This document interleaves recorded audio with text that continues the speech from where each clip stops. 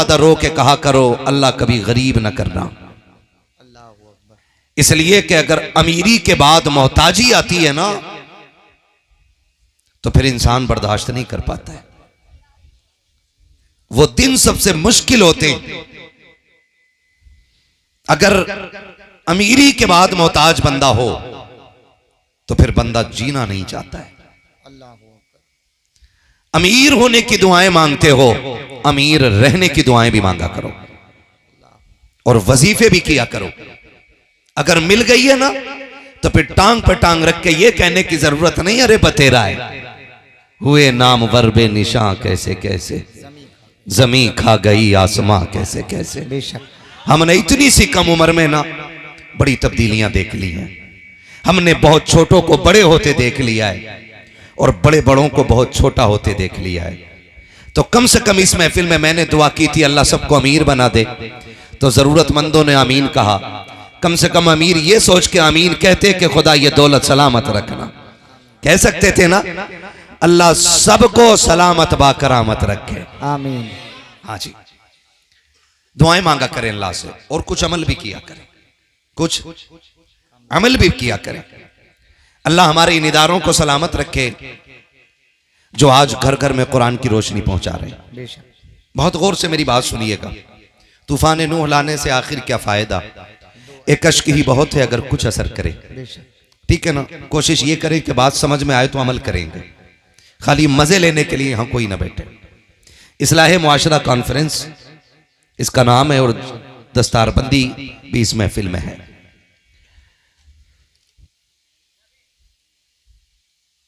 अल्लाह इन इदारों को चलाने वालों को लंबी उम्र दे जो खुलूस से इदारों की खिदमत करते हैं, क्योंकि इनके एहसानात हैं जो हमें आसानी से जनाजे पढ़ने वाले भी मिल जाते हैं और पढ़ाने वाले भी मिल जाते हैं। सच्चाई है, सच्चाई।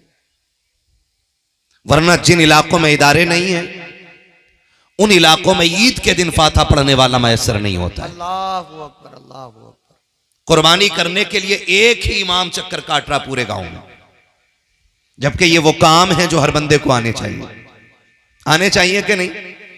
लेकिन माफ कीजिएगा हम मौलवियों में गलती निकालने को तैयार रहते हैं। मेरे मुर्शिद इजाजत सरकार रईसुल अतकिया सरकार उवैस मुस्तफ़ा वास्ती फरमाते हैं कि जो कौमें अपने रहनुमाओं की गलतियां तलाश करती हैं वो कौमें कभी कामयाब नहीं हुआ करती हैं।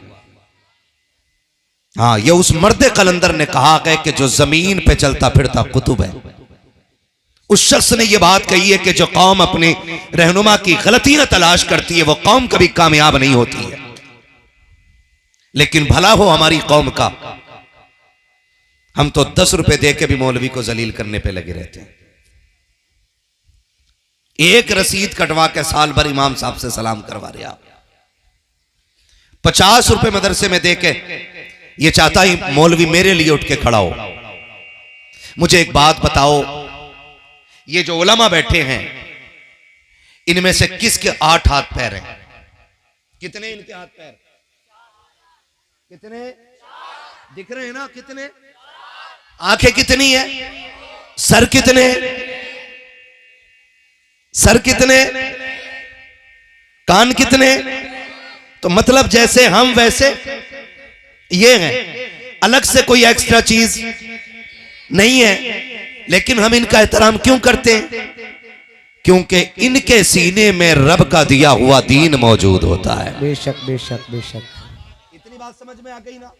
इसलिए इज्जत करते हैं कि इनके सीने में रब का दिया हुआ दीन है, हुजूर का लाया हुआ कुरान है, इसलिए इनका एहतराम करते हैं। जरा दिल पे हाथ रख के बताइएगा, अगर इज्जत इसलिए करते हैं कि ये कुरान वाले हैं, इज्जत इसलिए करते हैं कि ईमान वाले हैं, इज्जत इसलिए करते हैं कि ये इस्लाम वाले हैं, तो फिर इन कुरान वालों के लिए कपड़े तभी क्यों बनते हैं जब अब्बा मर जाता है? बहुत गौर से मेरी बात सुनिएगा। आपको आपकी दौलत मुबारक हो, आपको आपका पैसा मुबारक हो। इस कौम के लिए कपड़े तभी बनते हैं जब बाप का जनाजा उठ जाता है। हम इस कौम को तभी दावत देते हैं जब अम्मा का 40वां आता है। इस कौम का हक नहीं है कि हम इसे शादी पे भी दावत दें? क्या इस कौम का यह हक नहीं है कि बेटे के वलीमे के दिन एक जोड़ी कपड़े इमाम को भी बना दिए जाएं?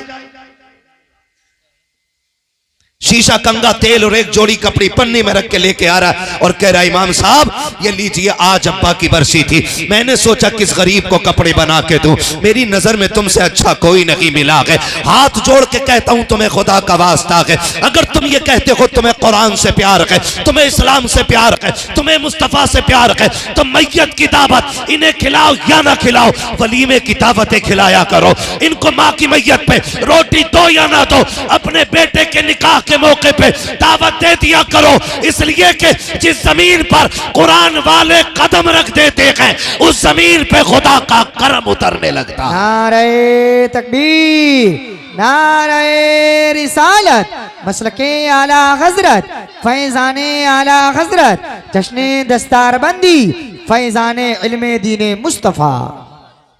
बुरा तो नहीं लग रहा है आपको? बुरा तो नहीं लग रहा है?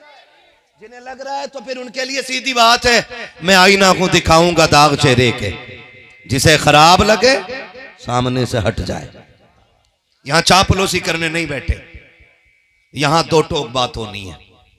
हमने ही कुरान वालों की कदर खराब की है, हम ही ने कुरान वालों की बेइज्जती की है। बुरा मत मानिएगा। पहली बात तो शादी में दावत होती नहीं, और अगर हो भी जाए ना हजरत तो बुलाना भूल जाता है। 4 बजे कह रहा है, 4 बजे कह रहा है, हाफिज जी बच्चे ना आए यारो, कि तुमने दावत की थी मगर बुलाने तो नहीं भेजा। अरे हम तो सोच रहे खुद आ जाएंगे। सुनो, ये कुरान वाले इतने खुददार होते हैं, ये फाके मर तो सकते हैं, जिल्लत के दस्तरखान पे कभी टुकड़े तोड़ने नहीं जा सकते हैं। क्या बात है, वक्त कम है मेरे लाल। हाँ, ये याद रखिएगा, ये जिल्लत के टुकड़े तोड़ने कभी नहीं जाएंगे। जी। याद नहीं रहा? मैंने कही थी उससे, गुड्डू से बुला ला, और गुड्डू इतना बिजी है कि ये बस पूछो ही मत, पूरा देश चला रहा है। अल्लाह अकबर, अल्लाह। जरा दिमाग लगाएं हम लोग, हमने कहां इज्जत दी कुरान वालों को। और हजरत बच्चे आ जाएं तो एक आवाज लगती है घर में, हाफिज जी आ गए, इन्हें रोटी कहां खिलानी है? सही बात। तो कह रहा है उधर कोने में दही डाल के खिला दे। कहा? कोने में दही डाल के खिला दे। क्यों? वो जो टेंट लगा है, वो जो कुर्सियां लगी है, वो किसके लिए? का नाना उस पे वीआईपी लोग खाएंगे। ये हाफिज जी लोग कोने में डाल दिए जाएं।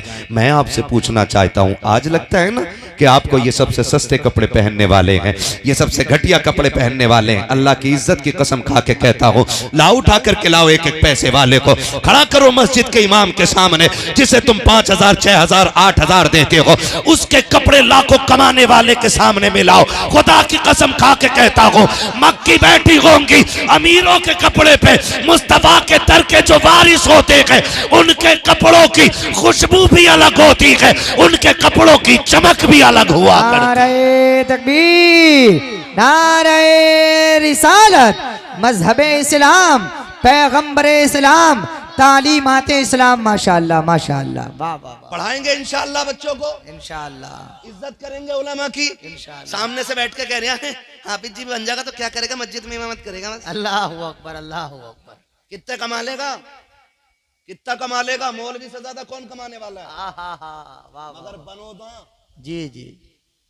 हम ना खाली तनकीद करना जानते हैं, तनकीद ना किया करो, दुआएं मांगा करो, अल्लाह नस्ल में एक कुरान वाला बना दे। आमीन। मरना है ना, कितने लोगों को मरना है? हाथ उठा के बता दे। जिनके हाथ नहीं उठे हैं ना, अल्लाह उनकी आज की रात मलाकुल मौत से मुलाकात करा दे। अल्लाहु अकबर। मुलाकात मांगी है, मौत नहीं मांगी है जी। डर क्यों रहे हो? यकीन है ना, मरना है ना। और ऐसा नहीं है आज हाथ उठेंगे तो आज ही मर जाएंगे। मोमिन मरने से डरता नहीं, डरता जोर से डरता इसलिए कि हम जीने के लिए आए ही नहीं है, हम तो आए ही मरने के लिए। वाह वाह वाह, है ना, हम तो आए ही मरने के लिए के जब तक हुजूर नहीं आए थे लोग जीने को तरजीह देते थे, जब से हुजूर आए हैं लोगों ने मरने को तरजीह देना शुरू कर दी है। क्यों क्यों? सिर्फ वजह इतनी है कि जब पता ये चल गया है कि कब्र में हुजूर की ज़ियारत होनी है, सुभान अल्लाह, तो फिर बंदा मरने से डरता। तैयारी करनी चाहिए, मौत का खौफ रखना चाहिए, मरने से नहीं डरना चाहिए जी, है ना? तैयारी करनी है ना, इंशाल्लाह करेंगे ना, इंशाल्लाह तैयारी। आओ, कितने लोगों की तैयारी पक्की हो गई है? कितनों की तैयारी पक्की हो गई है? सारे तैयार बैठे ना? अल्लाह करे थोड़ी देर बाद समझ लो मेरा ये जुमला, मैं मजीद तनकीद नहीं करूंगा। खुदा रहा दुआएं मांगा करो अल्लाह से, अल्लाह एक कुरान का कारी बना दे, एक कुरान का कारी बना दे। शादी वाले दिन ना फट जाते हैं लोग, फट। हाँ, और मौलाना बारात में पहुंच जाना तो कोट वाला यूं झटका मार के बाल को देखते, अच्छा ये भी आए क्या? हाँ, झटका मार के बालों को ऐसे देख। हाफिज जी भी बारात में, क्यों?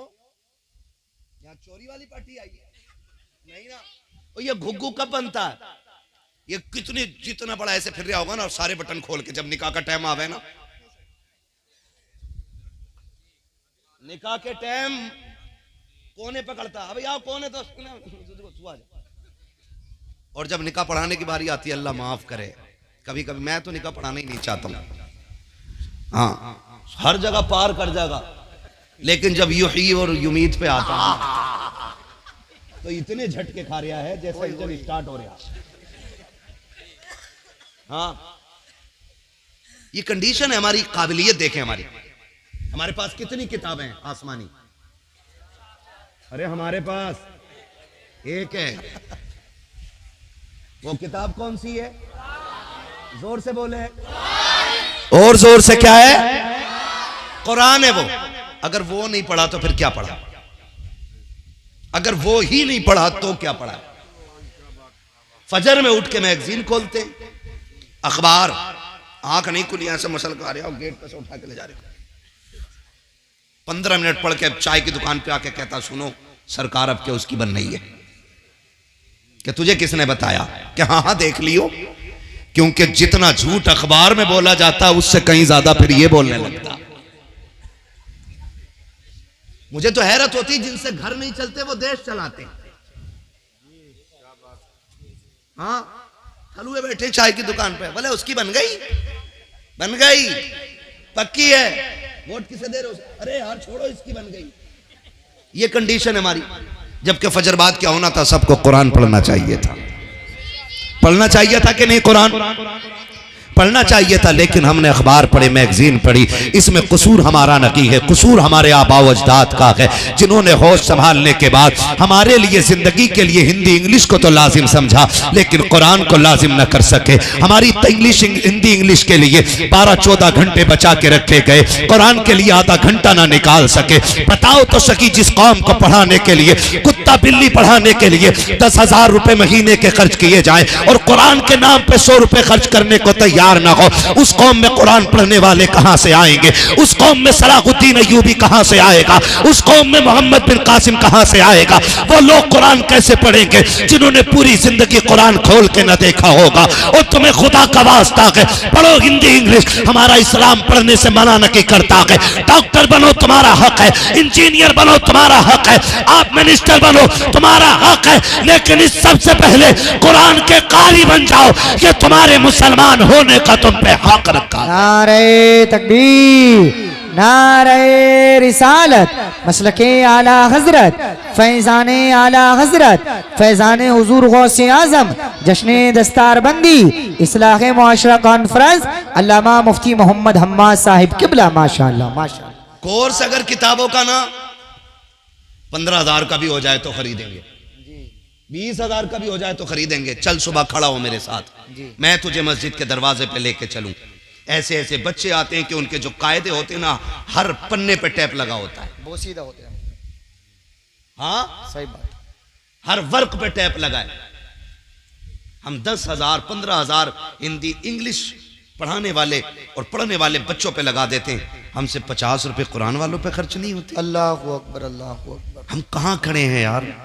कहां खड़े, माफ कीजिएगा, कहीं तीजे में चले जाओ ना तो हुक्म यह है कि इतनी जोर से पढ़े कि अपनी कानों में आवाज आए। आहिस्ता पढ़ना चाहिए, लेकिन पता ही नहीं चल रहा क्या पढ़ रहा, तो ऐसे पढ़ने लौट रहा, धड़ा धड़ा धड़ा धड़ा पढ़ने लौट रहा। वजह क्या? सवाब नहीं। इसे पता है कि चने पढ़ने वालों को 1 मुट्ठी चने मिलते हैं और पारे पढ़ने वाले को 2 मुट्ठी चने मिलते हैं। ये कंडीशन है हमारी। क्या है? ये कंडीशन है हमारी। चनों के लालच में पन्ने लौट रहे हैं हम बैठ के। मरने वाला कहता कि तुम 3 तीजे भी कर लोगे ना तो मुझ पे लठ बराबर फिरना है, क्योंकि जितने आए 99% गलत पढ़ रहे हैं। और ये जिम्मेदार लोग बैठे, मैं पूरी जिम्मेदारी के साथ कह रहा हूं, गलत कुरान पढ़ने वाले पे कुरान खुद लानत भेजा करता है।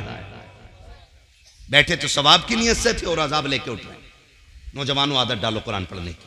आपकी बस्ती में, आपके मोहल्ले में जो आलिम हो, हाफिज हो, कारी हो, आप उनसे कहो कि मेहरबानी करके थोड़ा सा वक्त हमें दो, हम उस कुरान को पढ़ना चाहते हैं जो कुरान महबूब के सीने पे नाजिल किया गया है, सुभान, और वैसे पढ़ना चाहते हैं जैसे पढ़ के जिब्रील ने हुजूर को सुनाया है। सुभान है ना? करेंगे कोशिश, ये करके देखो। और कुरान अपना वजीफा बनाओ। कुरान सिर्फ मैयत बख्शवाने नहीं आया था, बेशक। कुरान सिर्फ भूत उतारने नहीं आया, कुरान हमें ज़ाब्ता हयात देने के लिए आया, बेशक बेशक, जीने का सलीका देने के लिए आया। और आज वही नहीं है। अब्बा मेरा और मैं जाता हूं मदरसे मांग के 3 बच्चे दे दो कब्र पे बैठाने। क्यों? ये कुरान पढ़वाना 3 दिन लगातार, बुरा मत मानिएगा, 3 दिन कब्र पे बैठा के कुरान पढ़वा रहे हो आप। हक किसका था पढ़ने का? बेटे का था जी। किसका था? क्यों था बेटे का? क्योंकि वारिस ये नाई भी है और उसकी जायदाद का हकदार ये। तो कुरान किसको पढ़ना चाहिए था? बोलो, किसको पढ़ना चाहिए था? आगे मैंने बंदे बैठा लिए तो पीछे वाले ये न सोचे छूट जाओगे आप। किसको पढ़ना चाहिए था? और पढ़वाने के लिए जा रहे मस्जिद में कि बच्चे दे दो कुरान पढ़ने के लिए। एक जगह जाना हुआ, मिले बच्चों से मुलाकात हुई, बच्चों की आंखें सूजी हुई थी। मैंने कहा मेरे लाल बता तो सही आंखों में क्या हो गया? कहा एक जगह कुरान पढ़ने के लिए कब्र पे गए थे, एक बेटे ने अपने बाप की कब्र पे 3 दिन बैठा के कुरान पढ़वाया और सोने नहीं दिया था। मुझे बता तो सही, किसी पे सितम करके तुझे क्या लगता है तेरे बाप की कब्र में ठंडक पैदा हो जाएगी? तुझे क्या लगता है अगर कुरान वालों पे ये सितम किया जाए कि उन्हें सोने न दिया जाए तो तेरे बाप को राहत मिलेगी? सुनो, तुम्हें खुदा का वास्ता दे के कहता हूं, बेटे जो होते हैं वो जायदाद के वारिस भी होते हैं, बाप के प्यार के भी वारिस होते हैं। लाजिम उन पे था कि वो कुरान बाप को पढ़ के सुनाते। लेकिन भला को मेरी कौम का इधर दफन हुआ है, सबसे पहले लौट के आने वाला बेटा होता है। कहता बिरयानी जाके देखो दम हुई है कि नहीं, प्लेटें आई हैं कि नहीं। सुनो इस्लाम क्या कहता है? हमारा इस्लाम तो ये कहता है जब तुम किसी अपने अजीज को दफन करो तो इतनी देर तक उसकी कब्र पर ठहरो जितनी देर तक ऊंट को ज़िबा करके उसकी खाल उतारी जाए, पोटियां बना करके उसे 7 जगह तकसीम किया जाए, इतनी देर तक कब्र पे बैठना चाहिए। आए क्या होगा हमारा? हमने इन बेटों को दीन नहीं दिया, ये तो बिरयानी की तरफ दौड़ गए, ये तो खाने की तरफ दौड़ गए। क्या किया अच्छा होता हमने बेटे को कुरान दिया होता, हुजूर का दीन दिया होता। अगर हम कब्र में होते, दुनिया छोड़ के आती, तो ये बेटे कब्र पे खड़े होते और कहते अब्बा दुख ना करना, दुनिया जा सकती है लेकिन तूने मुझे कुरान पढ़ाया है। सुन, आज मैं कुरान सुनाने के लिए तैयार हूं, तो कुरान सुनने के लिए तैयार हो।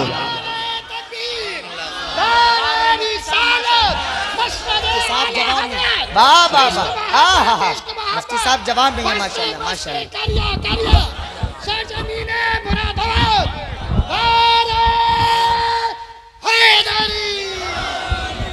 तवज्जो है सारे लोगों की? पढ़ाएं अपने बच्चों को, हाफिज बना लें। दुनिया बड़ी बेवफा है, ये दुनिया बड़ी बेवफा है, बड़ी बेवफा है। कितनी बेवफा है? आप मरोगे ना, आप मरोगे और आप 8 बेटे छोड़ोगे, 10 बेटे छोड़ोगे और वो करोड़ों के मालिक होंगे, तो तुम्हारे जनाजे पे डालने के लिए नई चादर नहीं लाएंगे। वही चादर मस्जिद से उठ के आती है जो हजारों लाखों लोगों के जनाजे पे पड़ चुकी होती है। अल्लाहू अकबर। गलत कह रहा हूं मैं? जाके देखो मस्जिदों में वही चादर आती है। हम जिन बेटों के लिए हलाल हराम सारा जमा कर रहे हैं, अल्लाह, वो एक नई चादर अपने बाप को नहीं दे सकते, नहीं दे सकते एक चादर। कम से कम इतने तो अक्लमंद बन जाओ। लोग बात करते हैं जी बड़ा आदमी था, प्लॉट छोड़ के गया, ज़मीनें छोड़ के गया, फैक्ट्री छोड़ के गया।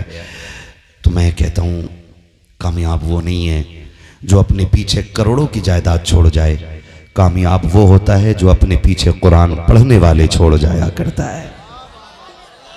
वो सबसे ज्यादा कामयाब होता है जो अपने पीछे कुरान पढ़ने वाले छोड़ जाता है। वरना आप देखना कब्रों पे, आप देखना तुम्हारे जनाजे में आने वाले लोग को नहीं मार के कहते हैं आलू कितना हुआ था, धान क्या क्विंटल बीघे का निकल रहा है। हमारे जनाजों पे खड़े होने वालों को यह भी एहसास नहीं होगा कि हम खड़े किस जगह पर हैं। कम से कम ऐसी औलाद छोड़ दो कि जब दुनिया मिट्टी डाल के लौट आए ना तो वो कब्र पे बैठ जाए। और मैं एक बात कहता हूं, जरूरी नहीं है कि मौत बुढ़ापे में आए, जरूरी है ये मौत बुढ़ापे में आए? मौत कभी भी आ सकती है। और अब तो जवान जा रहे हैं, है ना। हार्ट अटैक का उसूल था कि हार्ट अटैक 40 के बाद होगा, लेकिन अब तो 16 साल के बच्चों को हार्ट अटैक हो रहा है ना। मौत कभी भी आ सकती है, मौत कभी भी आ सकती है। तो एक काम किया करो ना, जो हमारे घर के सबसे छोटे बच्चे हो ना, हम अक्सर घरों में जाते तो लोग कहते हैं हजरत मेरे बच्चे की ABCD सुन लो, बेटे जरा पोयम सुना दो। वो हमें पोयम सुनाता है, ABCD सुनाता है, ठीक है, अच्छी बात है, तालीम हासिल कर रहा है। मैं कहता हूं अपने बच्चों को कुरान की छोटी छोटी सूरतें याद कराओ, और अपने घर वालों से कह दो मेरा इंतकाल हो जाए ना तो मेरे जनाजे में सारे लोग आएंगे, मेहरबानी करना मेरा सबसे छोटा बेटा है ना, इसे मेरे जनाजे के साथ जरूर भेजना। और कहना कि इस मेरे बच्चे से कह देना कि मेरी कब्र पे खड़े होकर हाथ उठा दे। तुम नहीं जानते हो मेरे हिस्से में भी गुनाह है, आपके हिस्से में भी गुनाह है, हम गुनाह कर बैठे हैं और शरीयत के हक में हम मुजरिम हो गए हैं। लेकिन छोटा बच्चा जो जाता है ना और वो नन्हे हाथ उठा के कहता बिस्मिल्लाहिर्रहमानिर्रहीम, अल्लाह की कसम पीर की तो टाली जा सकती है, लेकिन कब्र पे खड़े छोटे बच्चे के उठे हाथ कभी खाली नहीं लौटाए जा सकते।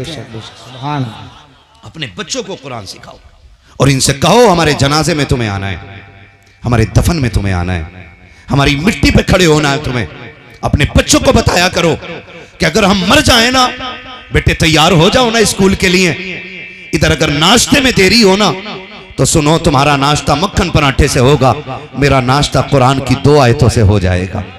2 मिनट के लिए मेरी कब्र पे आना, सूरह इखलास सुना के चले जाना, सूरह कौसर सुना के चले जाना, कुछ ना हो तो मेरे आका पे दुरूद पढ़ के सुना के चले जाना। तुम मक्खन पराठे खाओगे तो तुम्हारी सेहत अच्छी हो जाएगी, तुम मुझे कुरान पढ़ के सुनाओगे मेरी कब्र अच्छी बना दी जाएगी। ये इतनी बड़ी चीज है कुरान की दौलत।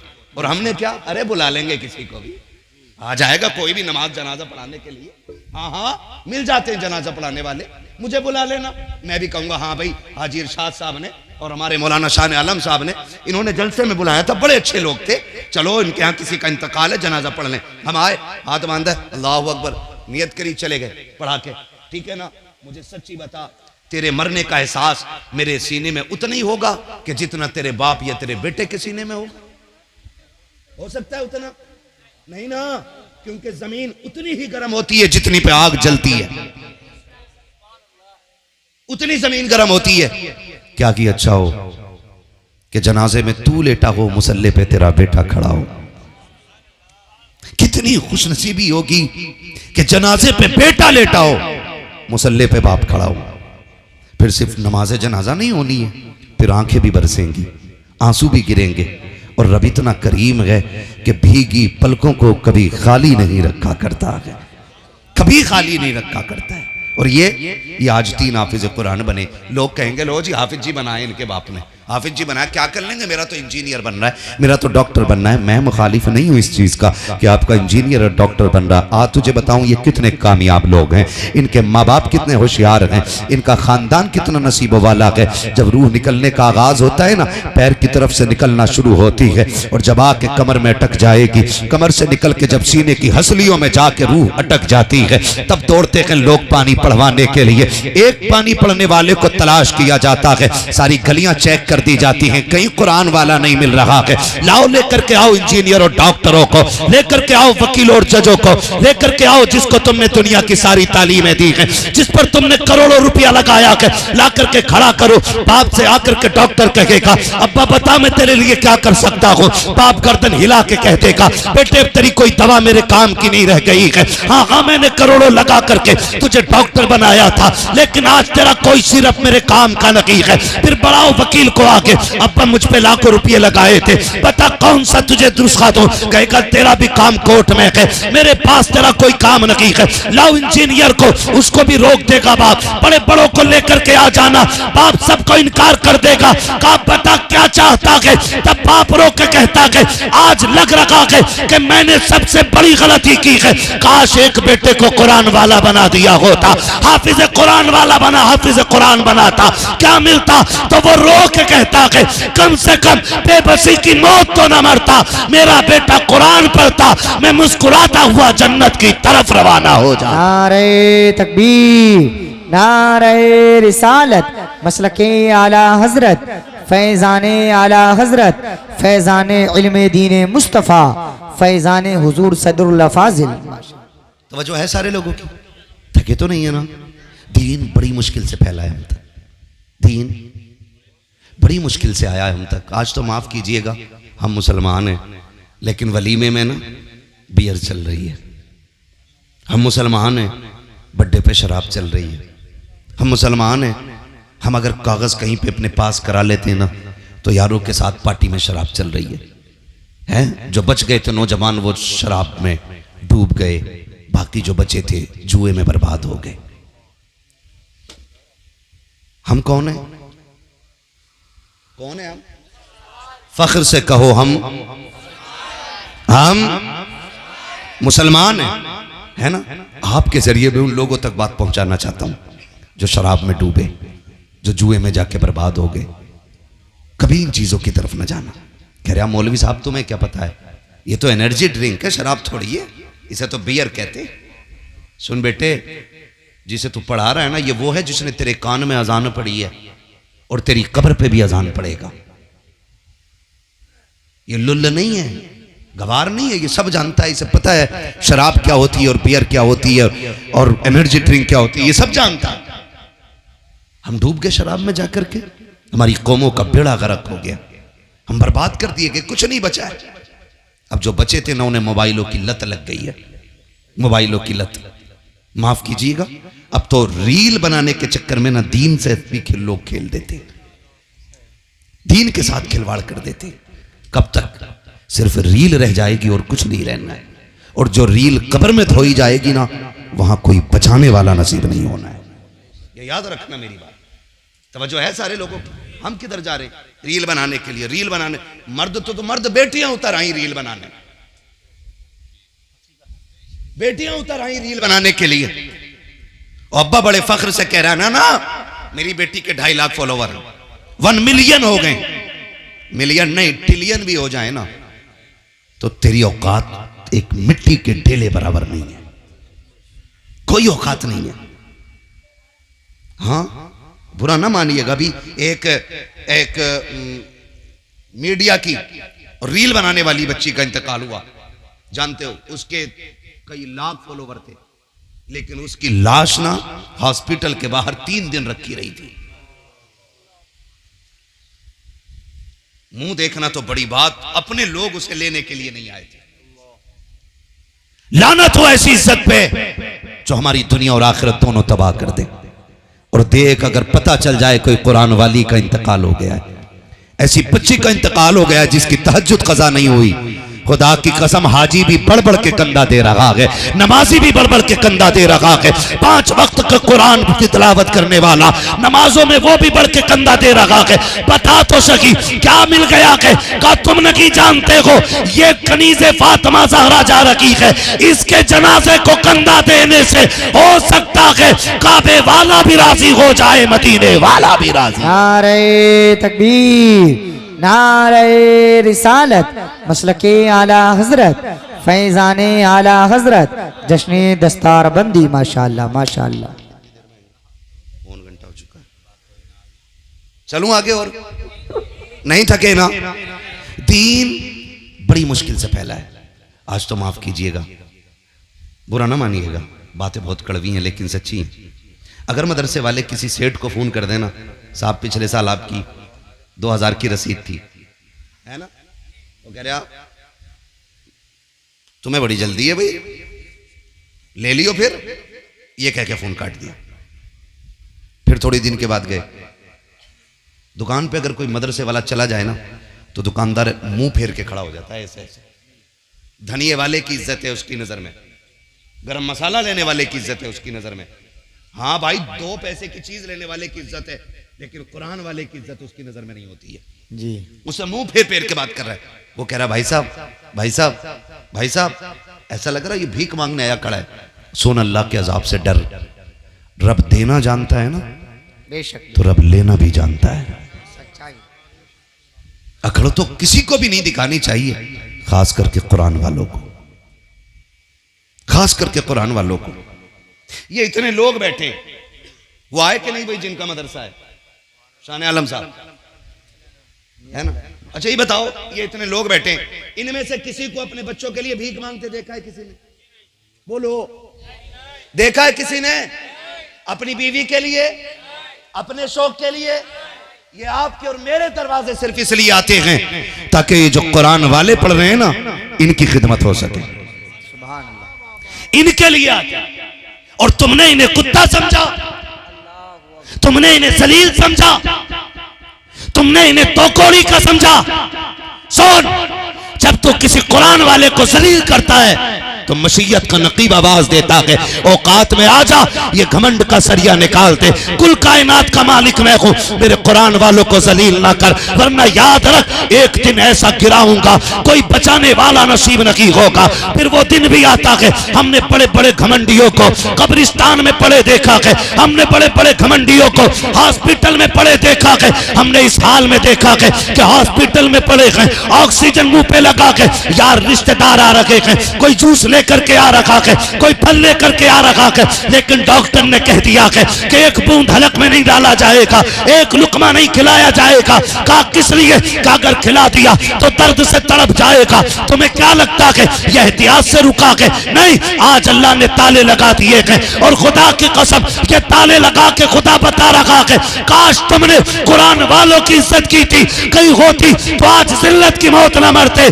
अगर कुरान वालों की कदर करते, यहाँ भी शान से रहते, वहां भी शान से जाते। नारे तकबीर, नारे रिसालत, मसलक उम्मत के लिए बाबरकत बनाए, और खुदा करे इस इदारे के जरिए हर घर में कुरान की रोशनी पहुंचे, और हर घर में कुरान के कारी इसके जरिए मौला मौजूद हो जाए। नौजवानों और अजीज बच्चों, गुफ्तगू कोई ज़्यादा लंबी ज़रूरी नहीं है कि 1.5-2 घंटा हो तभी बात होगी। तूफान नूह लाने से आखिर क्या फ़ायदा, एक अश्क ही बहुत है अगर कुछ असर करे। आपसे इतनी गुजारिश है कि जो लोग यहाँ सिर्फ ये देखने के लिए आए कि मौलवी बोलता कैसे है, तो वो चले जाएं, या सिर्फ इसलिए आए कि साहब हम तो उनके फ़ैन हैं, वो भी चले जाएं। यहाँ सिर्फ वो बैठे जो अल्लाह और उसकी रसूल की रज़ा के लिए आए हुए हैं। भाई शान अरब मुरादाबादी साहिब क़िबला बहुत ही खूबसूरत अंदाज में हुजूर की नातें सुना रहे थे। हमारी कौम का भी मिजाज अल्लाह ही जाने, है ना, अल्लाह ही जाने कौन बशा है। हमने देखा कि अब्दुल्ला भाई आए हुए थे, वो उठ के चले ना तो लोग कुर्सियां छोड़ के चल दिए। मैं ये सोच रहा था, पता नहीं जलसा ज्यादा अहम है या सेल्फी ज्यादा है। कोई रुतबे बुलंद नहीं होते इन चीजों से। अगर आप किसी के साथ, चाहे मेरे ही साथ क्यों ना फोटो लेके डालें, उससे आपका कद बढ़ता नहीं है, उससे आपका कद घटता है। पहली बात तो ये काम गलत है, फिर भी आप करते हैं तो उससे कद बढ़ता नहीं है, कद घटता है। आप ऐसे खुद में बनो कि लोग आपके साथ खड़े होने पे फख्र महसूस करें। ये कौन सी इज्जत की बात है कि आप किसी के कद के बराबर जाके खड़े होकर सोचो हमारी इज्जत बढ़ गई। हमें तो ये करना चाहिए कि हमें खुद को इतना बुलंद करना चाहिए। वो डॉक्टर इकबाल ने कहा था, खुद ही को कर बुलंद इतना कि हर तकदीर से पहले खुदा बंदे से खुद पूछे बता तेरी रजा क्या है। रजा क्या है, क्या मिजाज थोड़ा सा हमें बदलना पड़ेगा। मैं कई बार ये कह चुका हूं कि भाई ये कैमरे जो है ना, ये हमारे और सामाईन के बीच में नहीं आने चाहिए, लेकिन ये जानबूझ के बीच में आते हैं। मेहरबानी किया करो भाई, एक बार की तुम भी समझ लिया करो जब कह दिया जाए तो। मैं अच्छा नहीं समझता हूँ किसी को जलील करूं या किसी को रुसवा करूं, अच्छा नहीं लगता, लेकिन तकलीफ होती है। मैं तकरीर किसके सामने करूं? मैं इंटरव्यू तो देने नहीं बैठा हूं, मैं तकरीर करने के लिए बैठा हूं, और वो फिर दीवार बन जाती है कैमरों की तुम्हारी। तो मेहरबानी करें आप आइंदा के लिए ख्याल रखिएगा। बस अभी जितने लोग मुझे दिख रहे हैं या मैं जिन्हें देख पा रहा हूं, उनसे मैं कहूंगा जरा कह दें या रसूल अल्लाह। पीछे वाले लोग कतई ऐसे बैठे हैं कि जैसे कबड्डी में आए बैठे, कोई पछाड़ा जाएगा तभी हो होगी। हुजूर की महफिल है भाई, हुजूर की महफिल है। वो कहा था किसी ने, ये बज़्म में है यहाँ कोताह दस्ती में है महरूमी, जो बढ़कर खुद उठा ले हाथ में मीना उसी का है। ये मेरा इलाका जरूर है, लेकिन वो मैं कम नसीब आदमी हूं कि जो मैं अपने इलाके को भी वक्त ज्यादा नहीं दे पाता। डॉक्टर साहब किबला और हमारे हज साहब, इन लोगों के कहने की वजह से इनका इसरार हाजिरी हुई है। तो मैं ये समझता हूं कि अगर ये बुलाने वाले इतने अच्छे हैं तो उम्मीद है सुनने वाले भी अच्छे ही होंगे, है ना। तो अब चूंकि तालीम का दौर है, अब सर ना हिलाएं, जबान हिलाएं। जबान हिला सकते हैं ना? जरा कह दें या रसूल अल्लाह, या रसूल अल्लाह, और जोर से या रसूल अल्लाह। खुदा सलामत रखे। ये मिलक की सरजमीन है ना, लालू वाले की मिलक है। दो मिलक ये है ना, सिगरी वाली भी है, लालू वाले की भी है, तो हमें कंफ्यूजिंग हो जाती है, पता नहीं कौन सी वाली मिलक में बैठे। लालू वाले की मिलक है ये। खुदा आपको सलामत रखे और मोहब्बतों का शुक्रिया जिस मोहब्बत से आप आए बैठे हैं। अल्लाह करे कि जितनी देर बैठे ये सोच के बैठे कि हमें कुछ ना कुछ हासिल करना है। यही है आरज़ू, तालीम कुरान हो जाए, हर एक परचम से ऊंचा परचम इस्लाम हो जाए। ये इदारे, ये मदरसे, ये उलमा की मेहनतें सिर्फ इसलिए होती हैं ताकि हमारी कोशिशों के सिले में खुदा हर शख्स तक कुरान की तालीम को आम कर दे। और वो लोग भी मुबारकबाद के मुस्तहिक हैं जो लोग इन पढ़ने वालों का ताउन करते हैं, चाहे वो मदरसे की इमारत बनाकर हो या उस्ताज की तनख्वाह दे करके हो या कुरान पढ़ने पढ़ाने वालों को खाना खिला करके हो। ये इतनी बड़ी इबादत है कि इसकी कीमत मैदान क़यामत में पता चलेगी। आज जो जमींदार हैं, जो पैसे वाले हैं, जो ठेकेदार हैं, उनका मिजाज थोड़ा सा अलग होता है। वो कहते हैं यार क्या है ये हाफिजी लोग, क्या है ये मौलाना लोग। जानते हो जहां बैठ के कुरान वाले ने कुरान पढ़ा था ना, अल्लाह क़यामत में उस जमीन की मिट्टी उठवाएगा, वो फरमाएगा ला के इसे तराजू में रखो। मालिक क्या होगा? कभी इसके बदले में गुनाहगारों को जन्नत अता की जाएगी। इनके कदमों से लगने वाली मिट्टी इतनी बाबरकत होती है, तो अंदाजा लगाइए ये कुरान पढ़ने वाले कितने बाबरकत होंगे। कितनी इज्जतें अल्लाह ने इनको बख्शी हैं। लेकिन हमारा तो मिजाज ही अलग है।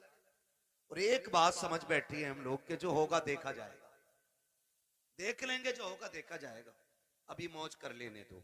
तो भाई किसी के बाप में दम नहीं है जो तख्ते लगने के बाद कुछ देख पाए।